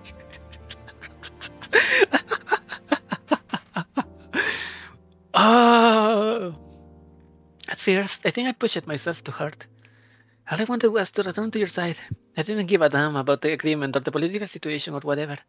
To me, all those stupid rules weren't supposed to prevent two hearts from speaking to each other. My soul is yours. Didn't we promise each other that when we made our oath? This is the commander's fault. And because of that, I was always fighting. I fought the people who tried to stop me. I fought the people who spoke ill of you. I fought those hazy and substantial rules. But it seems I grew weaker when without my darling by my side. I caused lots of trouble and I made everyone hate me. In fact, I very nearly ended up as a scrap. Fortunately, I met Della. She was a romantic and an idealist, which made her resemble you in a way. She saved me, and for a while I thought things were going to get better. But as you know, the world is never good to good people, and she passed away not long after that. She was murdered by those people because she collected too much information that could reveal their true nature.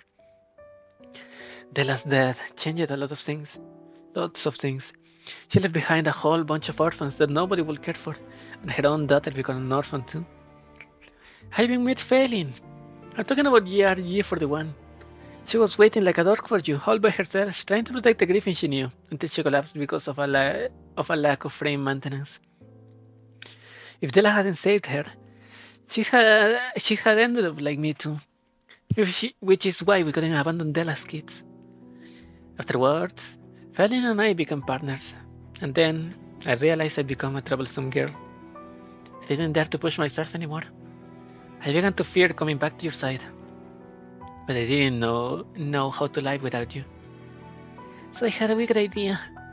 It's the proof that I become a bad person. I used Della's kids. I brainwashed them about how good the commander was. I told them that the best thing they could do in their lives was to become useful to the commander. I turned my desires into children's dreams. With that in mind, I could work hard again, using others to fulfill my desires. I don't think I can be forgiven for that. I know that's the kind of thing you hate the most. I should have died long ago. I should have died the day you left. At the very least, there would have been some value in my death. I'm ready to put an end to everything. I'll destroy myself, Lydia's company, and the conglomerate's schemes. Well, I don't know what exactly is going on. The conglomerate is going to take this place over sooner or later. They are going to take this town that grew prosperous thanks to Della's death and eat it all up. Say, darling, the conglomerate is the enemy, right? It's your enemy, right? If they get their hands on connection, they'll be able to control all communication in the Yellowstone. And that will be really inconvenient for you, right? So this is my last wish, Commander. This selfish little kitty of yours just wants to die while loving you. Please forgive me, darling. I got no idea what you're muttering about, but this is the end for you, little Devon King. Dushimna is taking aim at her target. This shot is the key to putting an end to this whole incident. She needs to hit Basti in the head while not striking the surrounding bombs. Yet, for some reason, she doesn't really hate this doll. At the very least, the sorrow and shock when she heard the commander's voice didn't seem fake to her.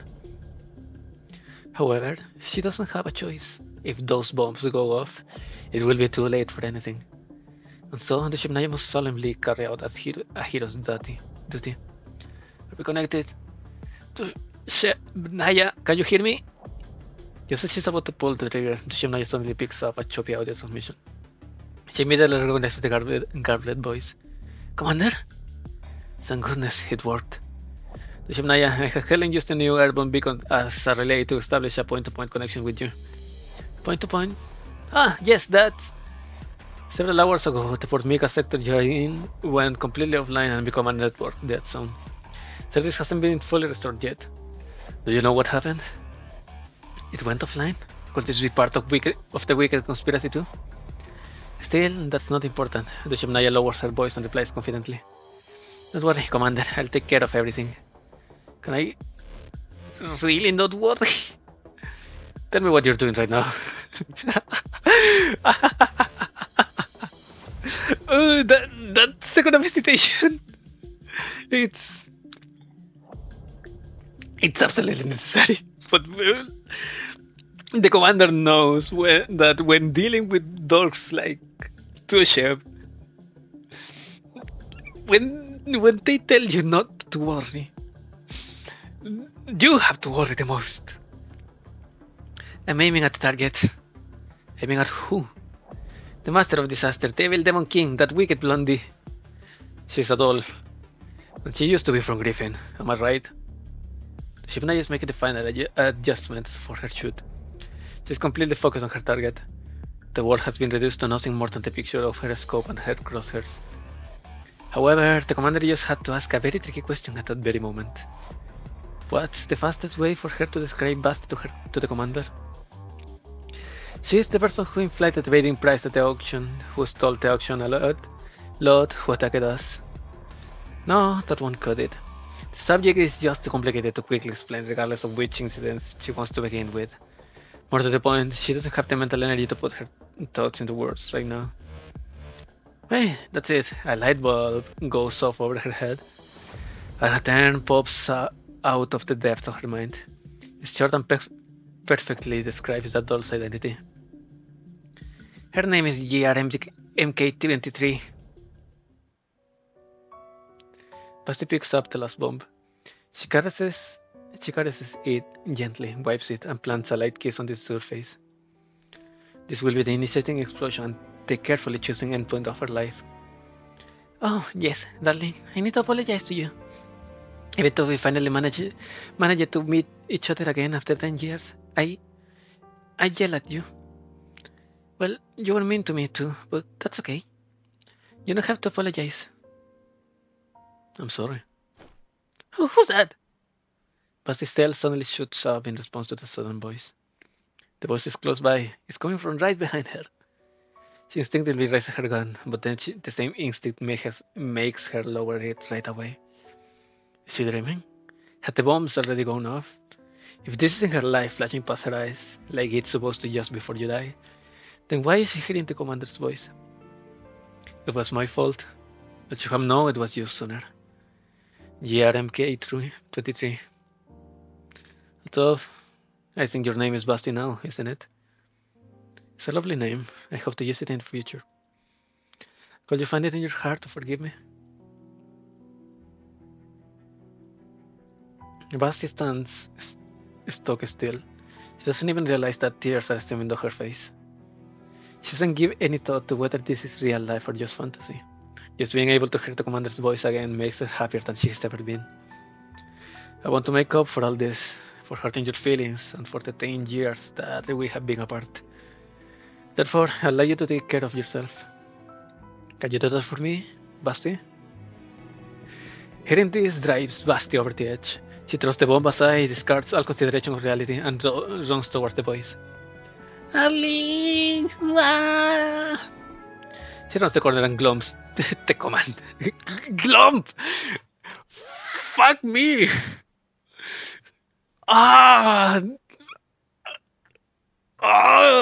That's mental damage. Fucking hell. With one word, were the translators for the global at least were brought up from 4chan? What the?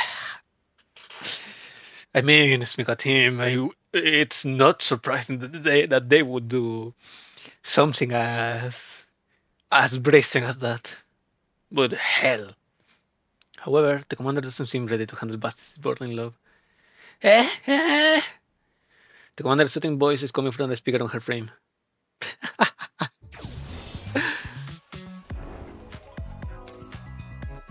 Love and punishment. There is no inappropriate time for love.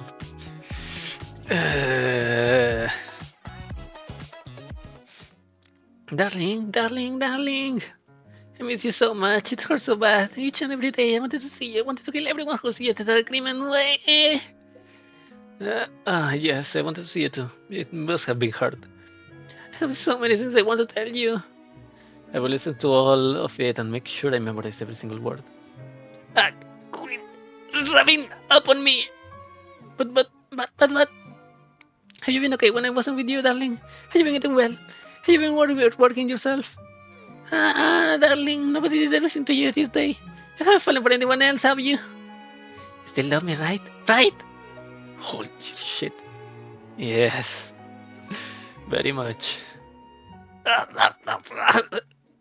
Shemnaya feels utterly helpless. Basti is hugging her tightly and a stream of sweet words keep pouring into her ears. She's a complete outsider to the situation, but she's essentially a walking radio handset. Is life until more interesting?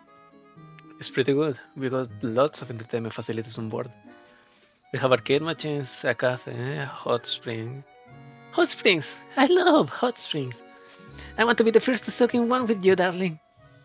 How do I tell you this? I actually been there with the commander already. Bitch, who asked you? Basti finally remembers that she's not hugging the commander and shoves the Shemnaya away. Darling, who is this interfering woman? It's Kate.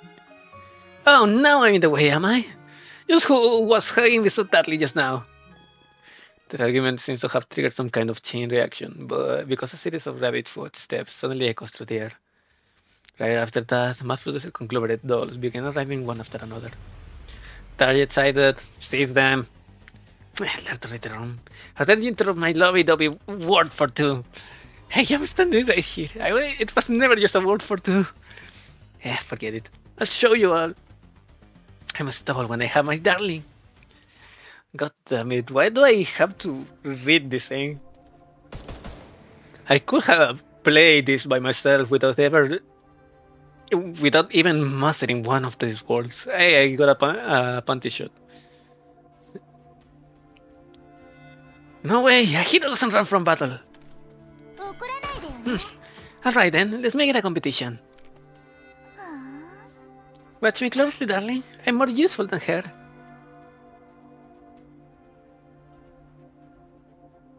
Hold out for 3 turns to destroy all enemies. I guess. Fetusa can be here? Nope. Here? Well, 3 at least. Yeah. クロちゃんを怒らせたね。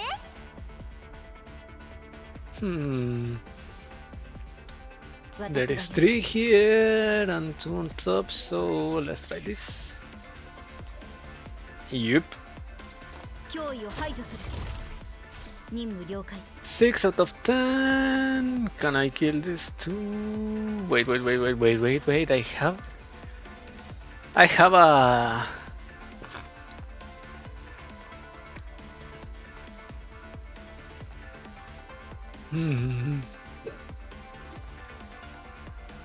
Wait, let me check down the gate. Maybe it's in another in another level. The free ticket. Maybe create location, free time location. BA17. What? What? Where are we? Oh, 1-8! Fuck! Well, anyways.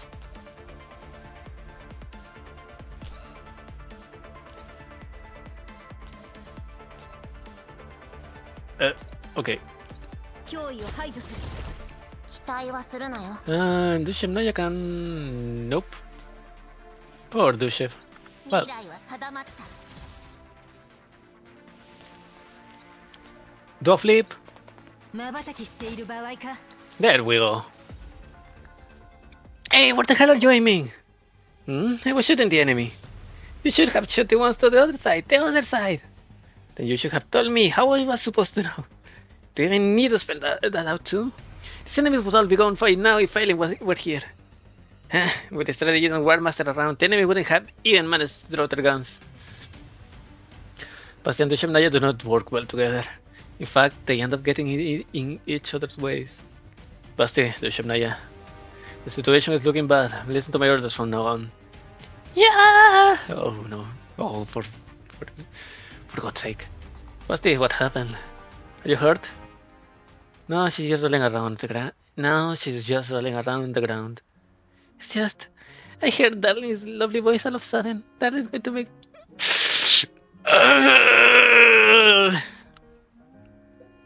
Is the unit progressing way too fast, Darling? And should I be listening to this? No, Maylin, go take a rest. Go take a rest, please. You don't even need to go work back on something. Take a rest. Take a sip of your race wine. She really is a spirited girl. I didn't expect her to be GRMK 23. Huh, it does mean that there will be yet another person to lead the Shemnaya astray. Oh, poor Helen. Please give your orders, Commander. I have other matters to handle afterwards. Shemnaya, Basti. Right now, we have 3 objectives. Keep Faetusa, G41, and the other important people safe. Dispose of the C4 explosives, and capture the corporate mastermind. Proceed according to the following plan. Got that? Affirmative! I understand, darling. Very well. Very well. Let's wrap this day up. The tomato wagon is coming. Really? Is that your call sign? Tomato? Why did Darling mention tomatoes? Didn't you know? The commander is developing the yellow zone with us, which means planting tomatoes and... Ah! Basti suddenly points her gun at the Shemnaya. It is only by great force of will that she resists the urge to pull the trigger. You plot the fist with Darling and plan to sit with him and tell the rest to them. What is the plot? I haven't done that with him yet. With you. Are you sure you don't? You... God damn it. Afterwards, I'm going to have you explain just what kind of relationship you have with Darling. Also, who else is on the Elmo? Don't tell me those interfering hosts like 416, What 2000, and Springfield are already on board. They are actually. Along with P15, GD, DSR 50, and some others. Oof! Oh, friend of Jordan, demo king of today, please, please the bomb down. No, I just hate it. Ah, poor the ship, poor the ship. Let's do it before this ends. No. Skip. Okay. Where was the thingy?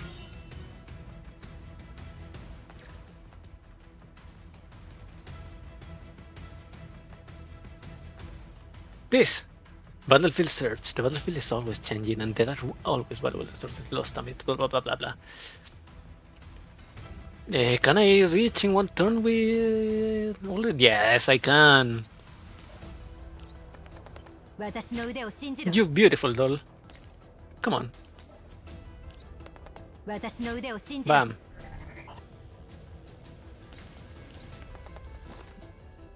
Yay, hidden supplies found.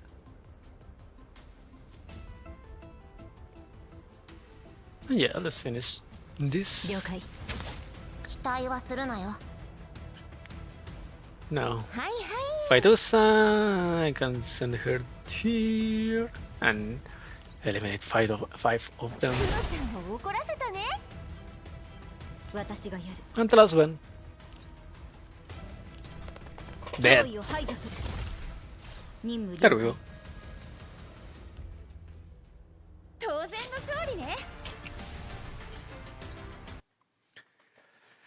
Ba-ba-bum.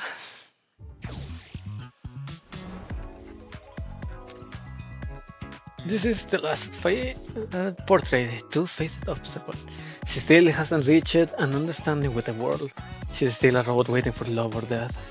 Look at by completing the alpha story stages for needy Catgirl overload. Honestly, you wasted all my efforts.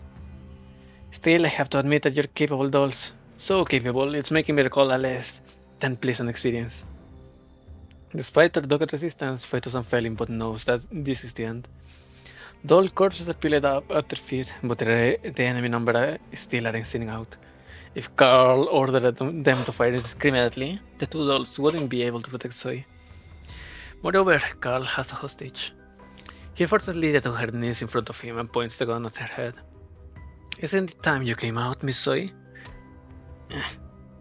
Lydia's about to say something, but Carl kicks her in the ribs.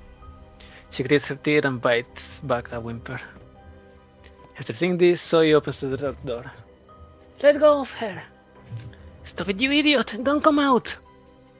She's yours, Zoe Sable. You have a very low-class look to you, so your yellow sunblood perfectly. Because of you, my plan's in shambles. And it's to thank you both for that. Auntie Lydia, you tell me you're just like your mother. You're telling me you're super tsundere. What did you say? I don't need your protection. I'll protect all of you. So I turn to Carl and holds up her laptop. What's this? Are you trying to threaten me? I want to make a deal. I can give you a connection, but the control authorizations for the airborne beacons are all here. Zoe, don't be stupid. People like him. Shut up. I see. Indeed, there is no point in trying to take connection by force now.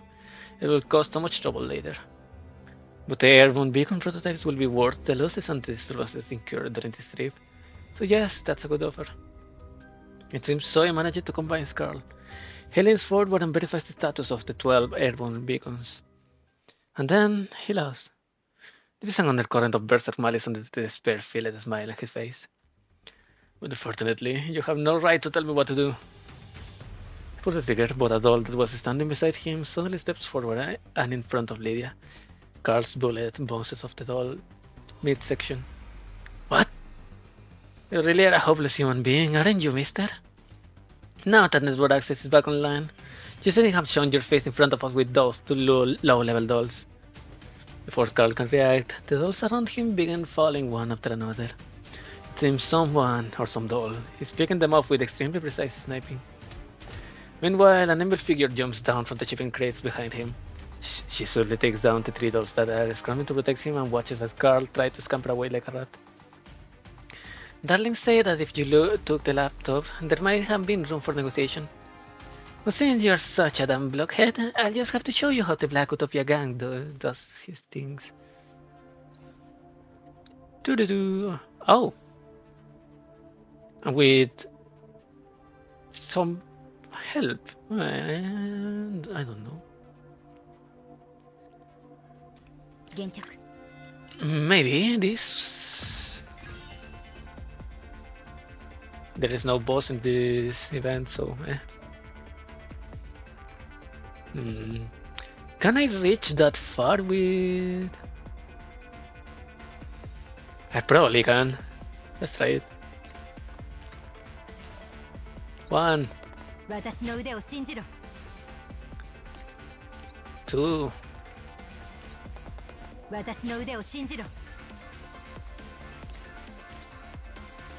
Let's kill that guy. Yippee! All red wins. Are there more enemies up there? Nope. So just this one. That's one there. I don't know if I can kill that. Those are too far away for fighters to reach.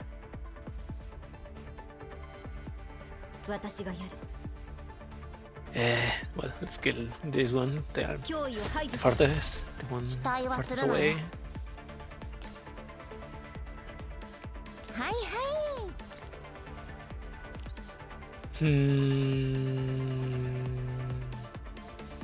Damn it.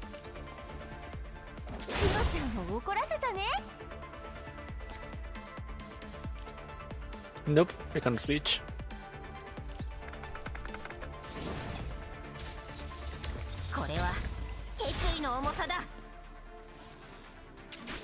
Go, little helper dolls. Well, not dolls, bots.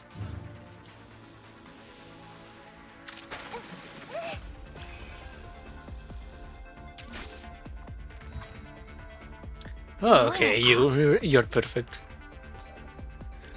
You couldn't have positioned better than this. Yay. Hurry up! What the hell are you lot doing? They're just a few dolls. Is this your idea of leadership? There's a pitying look on Basti's face. While the conglomerate dolls are mass-produced and don't have full neuroclouds, their frames and weaponry are still excellent. In fact, these mass-produced frames all have better performance compared to hers. Unfortunately, they are being commanded by Carl. All these dolls can do is follow their best combat logic and attack mindlessly without any regard for strategy. Naturally, this is the kind of opponent that the commander is best at fighting. As the thought crosses Basti's mind, her heart pounds and burns. Ah, my darling really is the best after all. Shimnaya, are you listening? What is it, War Master? I've been tried about breaking those frames. You should pay attention to that too. While they are not fully compatible with us, most of their parts can be reused. They make intermotive cortices through the neck and put them down with minimal damage. I see, that means we can cut down on our expenses. Come to think of it, this weird doll had a pretty good idea. But more importantly, what relationship do you have with Darling? Huh? Who? Darling is the commander. The master and slave relationship. Naturally, I'm the master. I'll kill you, bitch! Oh, looks like you got guts. I'd be happy to fight us up! Sorry about that, Dixie. Dixie loves running her mouth. Actually, we both like lying on the commander's lap and being explained. No, you cannot say that! Is something wrong?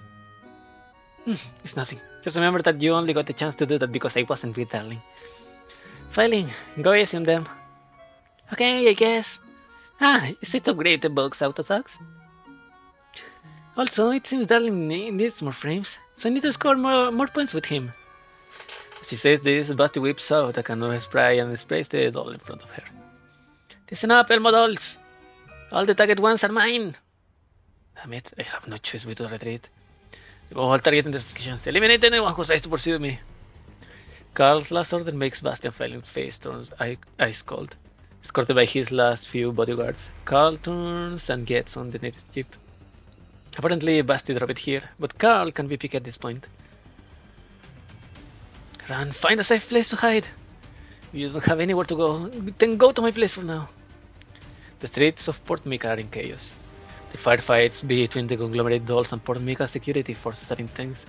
It's only a matter of time before civilians get caught up in it. Lydia's voice against its strength. The people begin rallying around Lydia and order is restored, slowly but surely. Lady Lydia, we got all combat capable personnel. What do we do now? Do you even need to ask? We're going to save people. Start by rescuing the trapped citizens. Money can always be made again, but lost employees aren't so easily replaced. Evacuate them and their families. What's going on here? Where is Big Sis? I don't know, but those dolls. Look out! Thanks to Carl's impressive directions, his dolls are indiscriminately attacking everyone within the general vicinity of his route of retreat. Thus, when the kids turn up looking for Zoe, the dolls lock onto them as well. Take them to my mansion. Lydia's guard squad manages to pull them out of harm's way just barely in the nick of time. No, I have something to do. What is it? Do you know you nearly died just now? I need to help Big Sis. Oh, so you're part of the bugs? No. I mean, your Big Sis isn't Zoe? Who's Zoe? I never heard of her before. In fact, who are you, Auntie? I don't recognize you. The girl looks away guiltily, not daring to meet Lydia's eyes. Alright, Dad. Arrest them all. What are you doing? Let's go with me. Stop getting in my way. I'm going to fight. I'm going to save you guys. This isn't what I know. The bugs are better at causing mischief. You don't know anything about the bugs. Not necessarily. I actually know quite a bit about you lot. For example, I know how most of the money Basti spent on raising you was stolen from me. Lydia waves and gestures her to her men to take them away. Don't worry, your Big Sis is really capable. She doesn't need your help. Go hang around my mansion for a bit. Perhaps you'll come to appreciate a different way of life. The sound of gunfire slowly fades away. However, this does not reassure Carl. For him, it feels like he returned to that day, using the last of his strength to contemplate his defeats and what hope he still has. Now, foiled by a bunch of pesky dolls again. There shall be more force nearby. Contact them and have them suppress this place. I haven't lost yet. I'm definitely going to win this time. Ever since she was a child, the word wealthy was never something that could be associated with Zoe. She used to scrimping, saving, and even stealing, using what doesn't belong to her to achieve her goals. But right now, perhaps for the first time in her life, she has legitimate control over the airborne beacons. In this day and age, the power of the internet has reached all the way down to the smallest cogs of society. To command this digital world implies she has tremendous self-assurance. Zoe, have you found him yet? Got him, Big Sis Basti. Good, hand me the phone. Just as Carl is frantically trying to contact reinforcements, he finds that all his transmissions have been jammed. Before he can think about whether this is the work of that hacker brat, his phone rings. With no other option, Carl picks it up. Hello, Mr. Bad Guy. What do you want? I just want to thank you. Things probably wouldn't have gone this well if it wasn't for you scheming here and there. Do you want 3% of the profit? I mean it, by the way. Go to hell, you garbage doll. How dare a piece of abandoned trash like you speak to me? I'm not pathetic enough to care about a payout from a bunch of orphans like you. Oopsies, you almost stepped on a mine.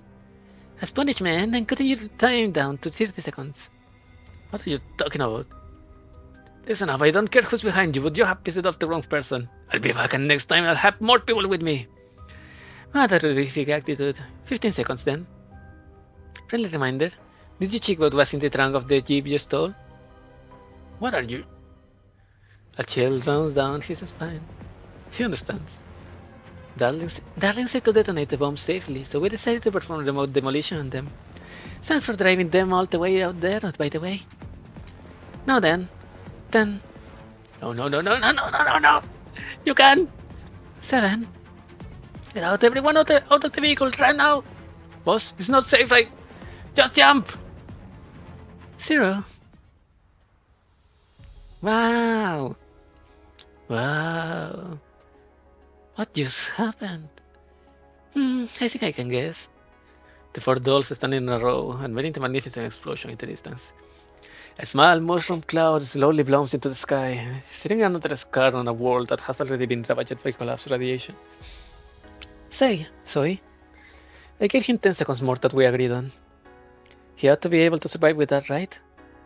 I'm sorry. There you go, apologizing right out of the gate. That's because I think I messed up. Well, whether or not you messed up lies in this question. Did you want him alive or dead? I don't know. Really? Well, go and think about it then. That's your rightful privilege as a kid. You get to reflect on your mistakes and grow from them. And you also get to keep trying and learning until next time. Big sis, are you leaving us? Basti looks at Zoe. She notes the girl's reddened eyes and her forced smile. She's watched the girl grow up, and she suddenly realizes that Zoe is almost as tall as her now. How much taller will she grow, and how much further will she be able to see in these days to come? Like dolls, time always leaves its marks on humans. I have to, because this time I want to catch up to him. That's why I need to grow up too, just like you did. When I was with you on the box, I realized that I was just a child. But what Darling wants is a mature woman who can support him. Oh, you know nothing. Somewhere closer to the explosion, Carl's ears are still ringing. Where are the others? Actually, he doesn't care. Everything that happened is beyond his comprehension. Did I lose again? How did I lose this time? I clearly had the advantage. Am I really just a whiny brat?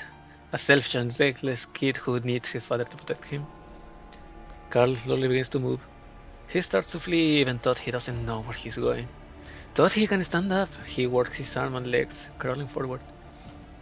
It's as though he's returned to the day when the liner sank, being dragged down by the seawater and abandoned by everything.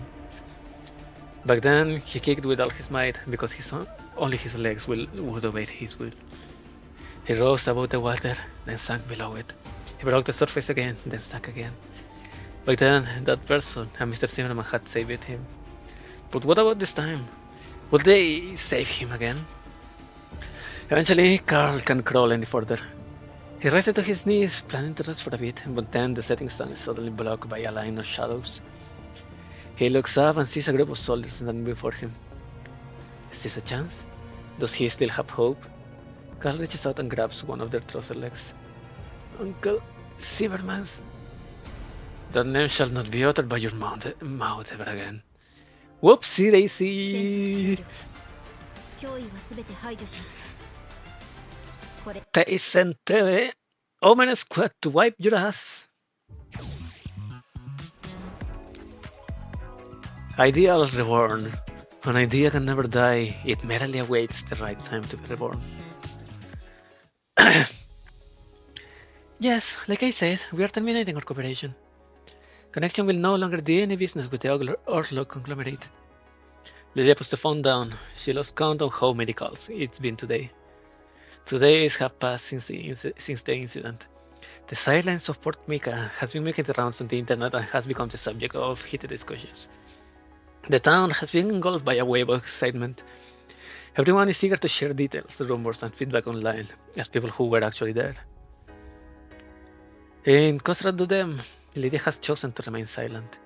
She doesn't have the free time for such things. She still has countless messes to clean up. Yet another call comes in. Hello, have you finished tallying the losses up yet? Right, just send me the final amount. Just do your job and don't worry about the rest. Connection will be better off without the conglomerate. Oh, yes, did your new partner reply yet? I'm talking about the Tomato Emperor. Yes, the one who's been the talk of the Yellow Sun lately.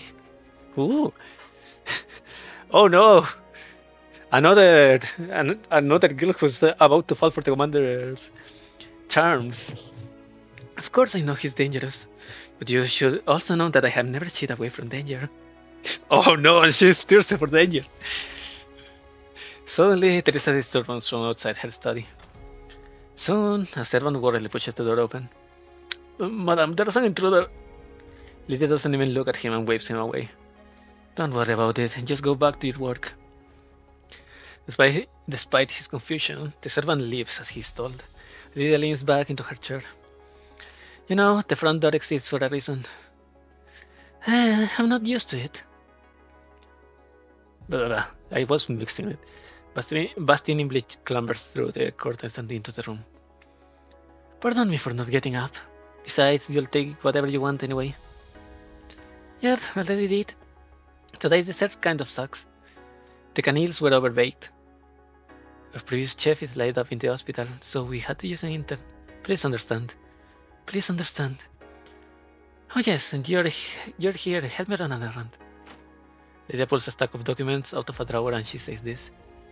Could you hand these contracts to your... What's he called? Your commander? I was looking through his file. I didn't expect the Yellowstone to be hiding such an interesting gem for the past 10 years. What the hell? Do you dare lay your groovy paws on the commander? Relax, I'm a businesswoman, at least for now. My interest in him is strictly professional. They all say the same. This is an honest contract, by the way. It sure scored you lots of points with him. You see, I'm not that hairless, Basti. I know who it was that helped me. You do? Of course I do. It was those two dolls from the Alamo. They didn't know me, but they were working hard to save poor Mika. Meanwhile, all you and Zoe know how to do is cause problems for me. In short, I owe the commander, and I hate owing people. What you're saying isn't exactly wrong. But strictly speaking, all this was your own damn fault. If you hadn't been so careless and approached the conglomerate to do business with them, then... Are you saying you will have just stolen the airborne beacons instead and turned the bugs into wanted fugitives? That's such an ugly way to phrase it. I prefer a great revolution to overthrow a corrupt ruler. That was what your commander did in Mokosh. But you did was just breaking the law. Doing something like bringing down connection isn't necessarily a heroic upheaval. Sometimes that's the sort of thing that ends up enriching other corporations instead. The world of adults is never simple, Basti. But that's not to say kids are always wrong. Lydia's tone shifts, surprising Basti with its gentleness. The latter turns to look at her. Does saying such things mean you're still in touch with your inner child? Your inner child? It just made me think of my good-for-nothing big sister. Well, I'll never become her, being like her from time to time. That isn't so bad. After all, I don't want to become a rotten adult. Lydia remembers Carl, that detestable young man. She remembers how she saw hints of her past self in him. He used any and all means to achieve his victory, but in the end, his desires were thwarted. I see. Only realized that just now, too. So that's why you never deleted her access. Lydia's eye twitches. Dela's access? I just couldn't be bothered to delete it.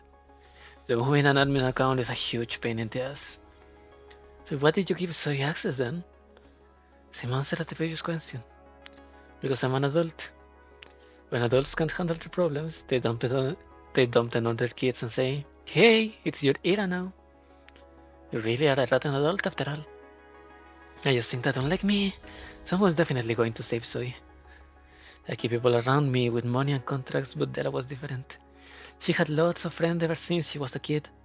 Sure, some of them just wanted to use her kindness, but there were also others who were drawn to her kindness. True friends, in other words. Zoe is like her. She's an annoying little brat for sure, but she can win the hearts of people. And dolls. Relationships like that can better survive crisis. This is why I came to visit you. Della left a will behind. I didn't want to give it to you at first, but after things turned out like they did, I changed my mind. As she says this, an audio file arrives in Lydia's inbox. Right, that's a stone off my chest.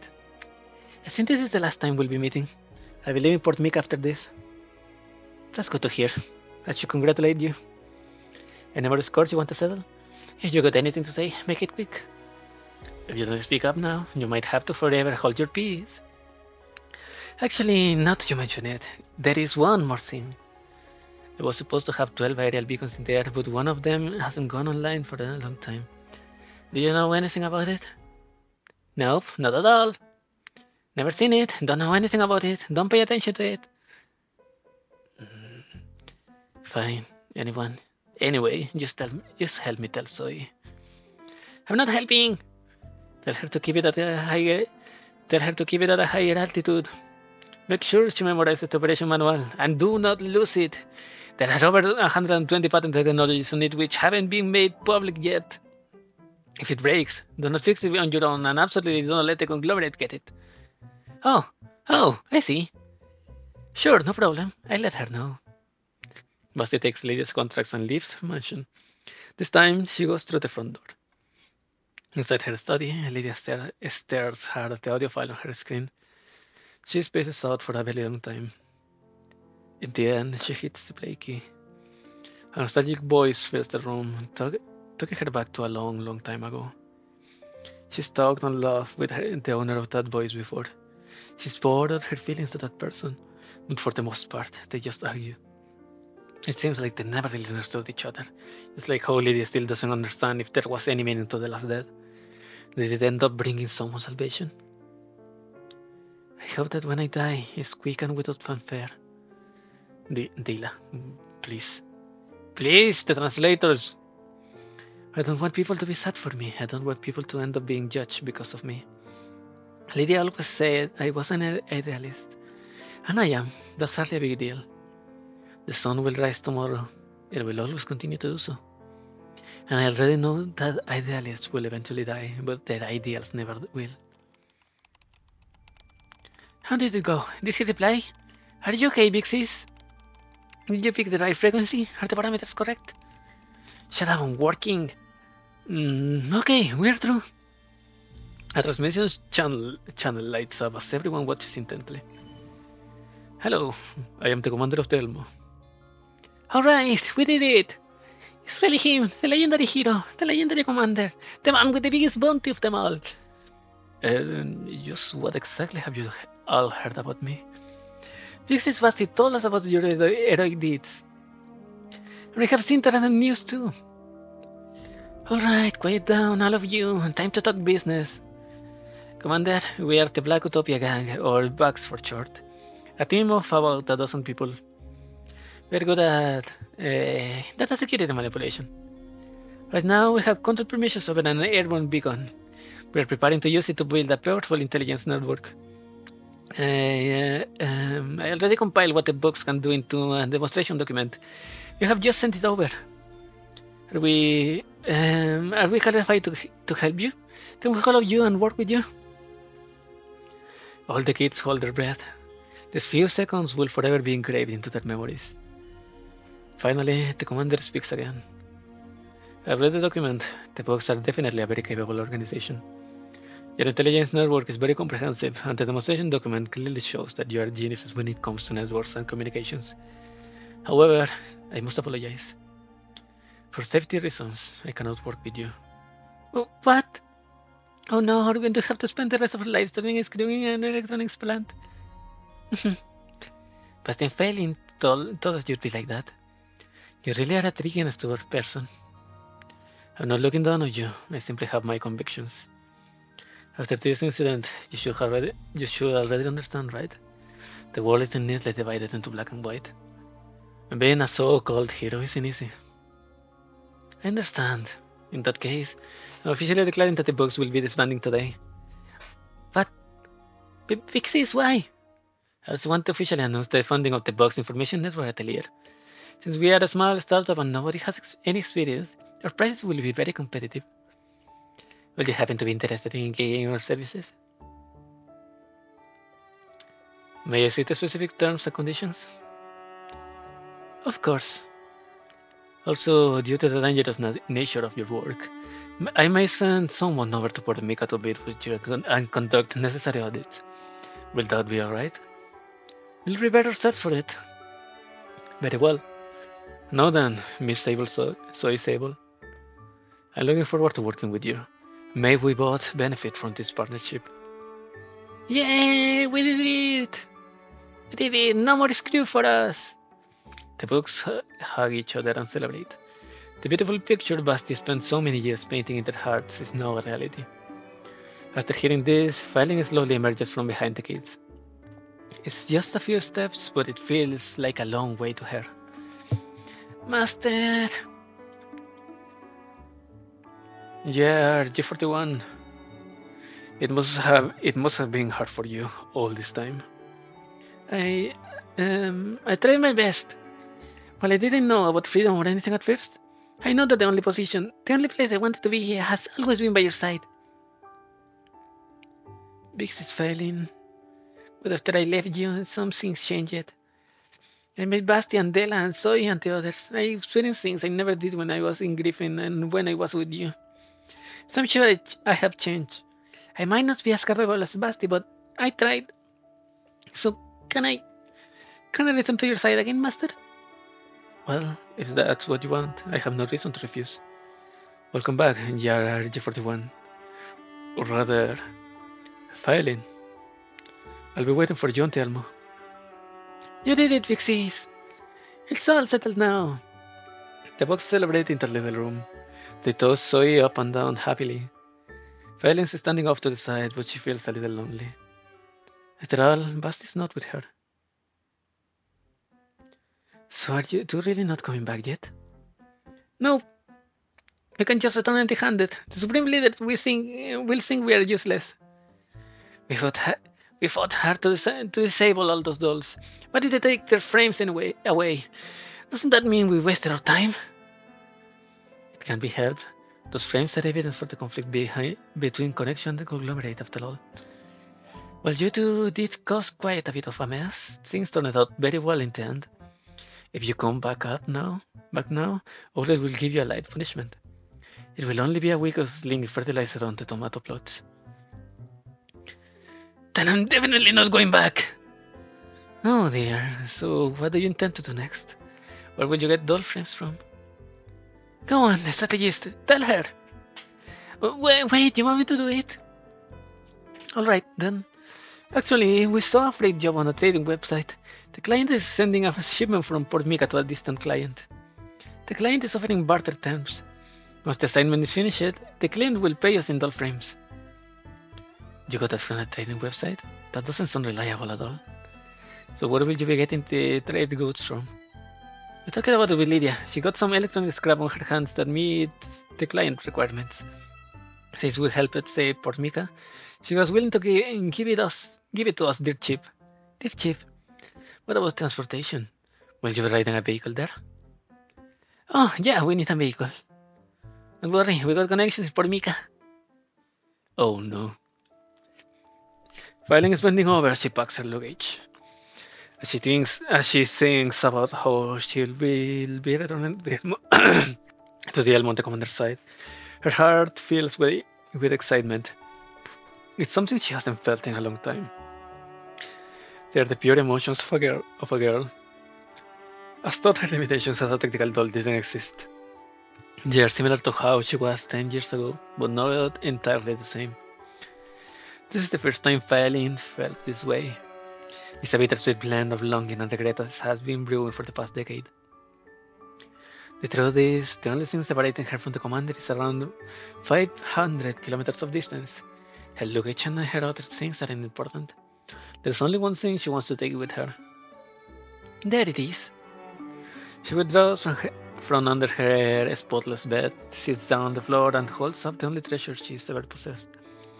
It is a Griffin officer beret from 10 years ago, bearing the scent of the person she and Basti swore to follow.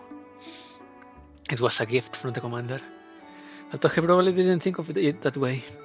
Filing had insisted on owning something that belonged to the commander, and that little wish had been granted. After the commander left and Griffin was restructured, Filing was granted a privilege that would be unthinkable for a doll. The only thing she took from Griffin was this beret. Master! I'm coming to see you now. Filing lovingly nuzzles the beret and carefully sniffs it. She imagines the real commander warmth and loses herself in peace and happiness she hasn't felt in 10 years. However, in this moment of blissful serenity, a doubt quietly stirs in her heart. Basti, is it really okay for me to go back like this? The scene from the last time she saw her best buddy flashes through her mind. Perfume check, handkerchief check. Darling, your soft and sweat smelling GR MK23, I mean, Basti, is coming. Stop it, you're making me blush. What's the matter, Fighting? Not going to prepare yourself? I'm not like you. I don't even know if Master wants me back. I didn't manage to accomplish anything over the past decade. Who says you didn't? You protected Della's legacy until now, and you also protected Zoe. And I'll only say this once, so listen up, okay? I couldn't have held out this long without you. Apart from Darling, you're the only person that I'll acknowledge. The only friends I can be with. So puff up that flat chest of yours and hold your head up with pride. Sure, my chest is flat, but my frame is still stronger. But is it okay? Can I return to Master's side? Can I really help Master as I am now? I can answer that question for you. But the fact that you're worrying about things like this is a sign that you have grown, Failing. I've grown. Failing closes her eyes. What appears in her mind is a secret.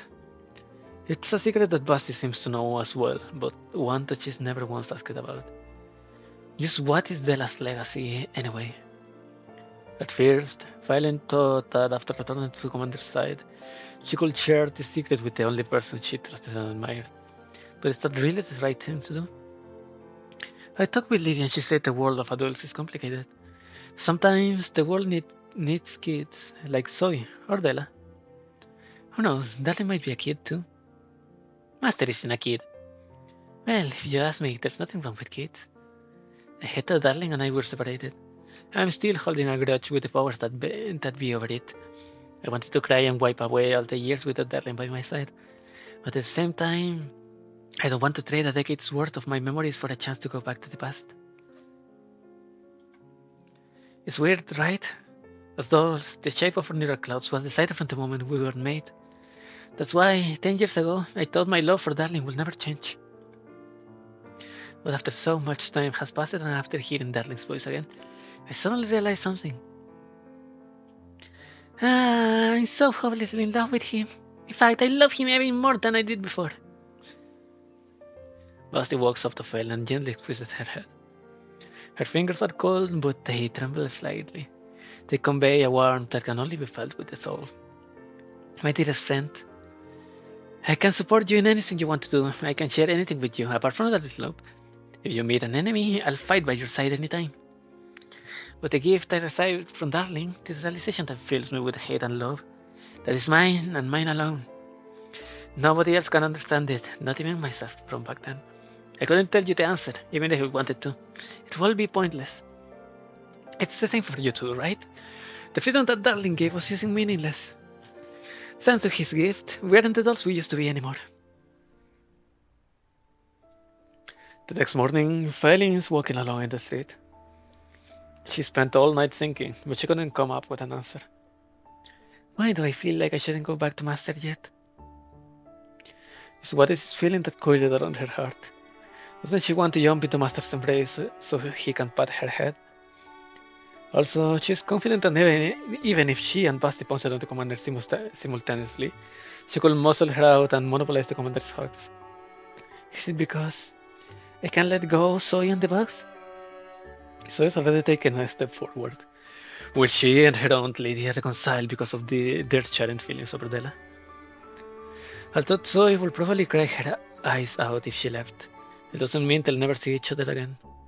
It doesn't look like the bugs need her that much right now either. Or am I afraid of losing to Basti? In the past, Basti will always step forward with ideas at times like this. Perhaps she has come to rely too much on Basti. Basti is always very reliable during emergencies, and she's always coming up with ideas. That's why Failing might become something like Basti's tag-along. Failing wants to accomplish something. She wants to do something she can flaunt with pride in front of Basti. Perhaps that's the right direction to choose, but it doesn't seem entirely correct either. Violet knows that her doubts don't come from any one person, or even from the way the commander treats her. They come from inside her. It's strange. What is this feeling anyway? As she thinks this, she suddenly sees a huge cargo truck coming right for her. Careful! There's someone up ahead! Looking for the brakes! Calm down, take your time. Ah, here it is. Come now, step by step. Eh? Soy! This is failing! Duck! The truck series towards failing. The latter is still distracted, pondering why Soy is driving a truck in the first place and almost ends up getting squashed. In her moment of danger, her unconscious reflexes kick in. They nimbly take her out of the truck's way as it skids several meters from the uncontrolled braking. After that, Violet's face turns grim as she heads over to the door and pulls it open. We meet again, oh comrade Phelan. What the heck are you guys doing? We're just commissioned to perform a delivery assignment and we are carrying it out. At first, we were worried about where to get a vehicle from, but fortunately Zoe said she could lend us this truck. What a good girl she is. Valen recognized this as the truck that the conglomerate henchman used to kidnap Zoe back then. She must have helped herself to it and brought it home after the uprising. That's not important thing though. So why is Zoe driving? We don't know how to drive vehicles like this. Actually, we don't know how to drive, period. But Nisi says she can pilot bipedal combat walkers. Oh no, she was a dragoon. So that means Zoe knows how to drive cargo trucks? She doesn't even have a license. I got 200 hours in Wise Truck Simulator. Please. And you had to look for the brake pedal element after all that? No, wait, more important, doesn't anyone think there's a problem with having a minor behind the wheel? The interior of the cab is dead silent. However, someone is yelling where Failing can't hear. I did! I told you there will be a problem. We could have been killed. Faitusa, let me out! In any case, it's dangerous for Zoe. I'll handle it. Failing removes Zoe from the driver's seat, then climbs in. At last, she's found what she needs to do. Zoe, stay at home and give me directions. I can do that, sure. But since when did you get a license, Big Sis Failing? I have 500 hours logging in Vice Truck Simulator. Ah, so you're more qualified. What do you mean, more qualified? Shut up! Failing steps on the gas, and everyone is flung into their seats from the acceleration.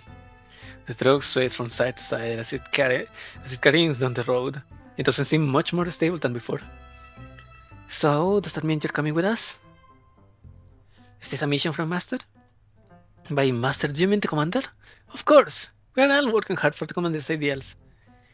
Then you want to stay by Master's side? Hell no. She's lying. She's totally into it. Here's a little secret. I miss Helen and the Commander every day. So why are you guys going so far away from him? So that's what you wanted to ask, eh? Well, I don't really get it myself. It's more of a feeling than anything. I just want to help the Commander more. I mean, after everything that's happened recently, the hero realized just how powerless she is. She wants to get stronger so she can protect more of her friends. And I guess it's because the Commander is going to keep running into stronger enemies? When the time comes, the hero needs the confidence that she can protect him. Therefore, she got to complete more quests and level up. Failing stares blankly at Dushamnaya. The lighter meets her gaze confidently. Meanwhile, Faitusa, yeah, neither of them hear Faitusa swiftly screaming, "The road! Watch the road! Watch the road!" in the background. That's it. That's her answer. Yep, master enemies are going to be really strong. So I got to become stronger too. I guess that's the answer that belongs to me, the one Basti was talking about. Yes, that's all well and good, but can you please step on the brakes already? I've been stepping on them since just now. Oh wait, I guess not. Is it too late to get off the track at this point? Commander, save me! Actually, he just qualifies for the rider. What? I got hit by a Fate reference. By a stray Fate reference. Maybe I should take cover. Ah! Commander, come look. You have a whole bunch of messages on your terminal. It's over 3,000. There's 3,753 total. This is a bit much. Ah, they are all audio files. Commander, were you wiretapping secret military channels or something? No, it's nothing that serious. Melee, send them over to my earpiece and play them in sequence. Are you sure, Commander? Their total playtime is over 500 hours. Your ears will fall off. It's alright. I'll take my time listening to them. Soon, a cheery and optimistic voice speaks through my earpiece. Ding dong, darling, this is the first message I'm leaving for you. I figured it out. As long as I can speak to you every day, it will be like you're still with me. I spent the whole day with Basti speaking into my ear. Sometimes she talks about various silly encounters, which brings a smile to my face. Other times, there's nothing coherent in them. Just weird yelling, animal calls, and mechanical noises. Oh no, you know what they are. A mailing shouldn't be hearing them. I spend all day listening to them as thought to make up for the time I spent not giving her company. I listen to it as I work, as I eat, and as I shower. An entire day passes and I have gone through several years' worth of messages. As I listen to her emotions shifting through the course of those messages, my heart aches for her waning optimism. I'm so immersed in the life she describes that mailing has to shut several times before I hear her. Commander, Sakura's returned! Come down so we can welcome her back. Oh, alright, Sakura. I quickly remove my earpiece, tidy myself up a little, and then stand by Mailing's side. The door opens and Sakura emerges shyly, just like she did several days ago. Commander, I finally managed to get all my work done, at last! At last, I get to see you! A nimble silhouette darts out from behind Sakura and startles everyone. Commander, look out! Eh, where did that come from? Was it from my truck? I can make out the face. All I feel is something soft and warm throwing itself into my arms and clinging tightly to me. My skin heats up rapidly as my body recognizes her before my brain can catch up. Darling! It's like hearing an echo.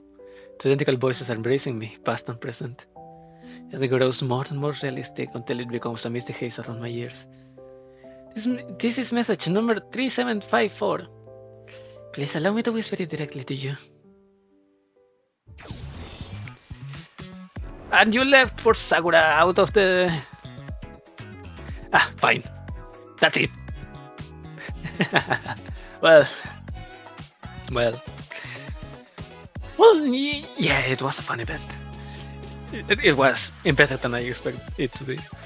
So yeah, Friday is Don't Forget.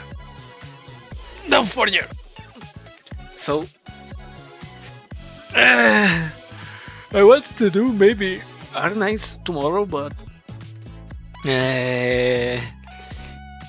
GPG is acting up and it's fucking it up everything. So yeah, I don't think I will stream it for now, at least. I don't know if I'll...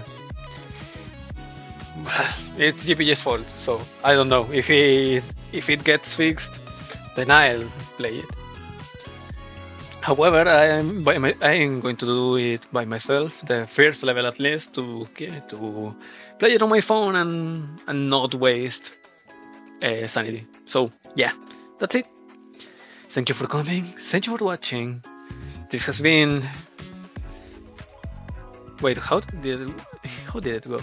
Oh yeah, please subscribe, leave a like, comment, anything that you would like to do. This has been Frontline 2 Exilium Needy Catgirl Overload event with Basti. She looks really weird here, like the eyes are pointing different directions. But yeah, I hope you come back next time. So, that's it for today. Goodbye.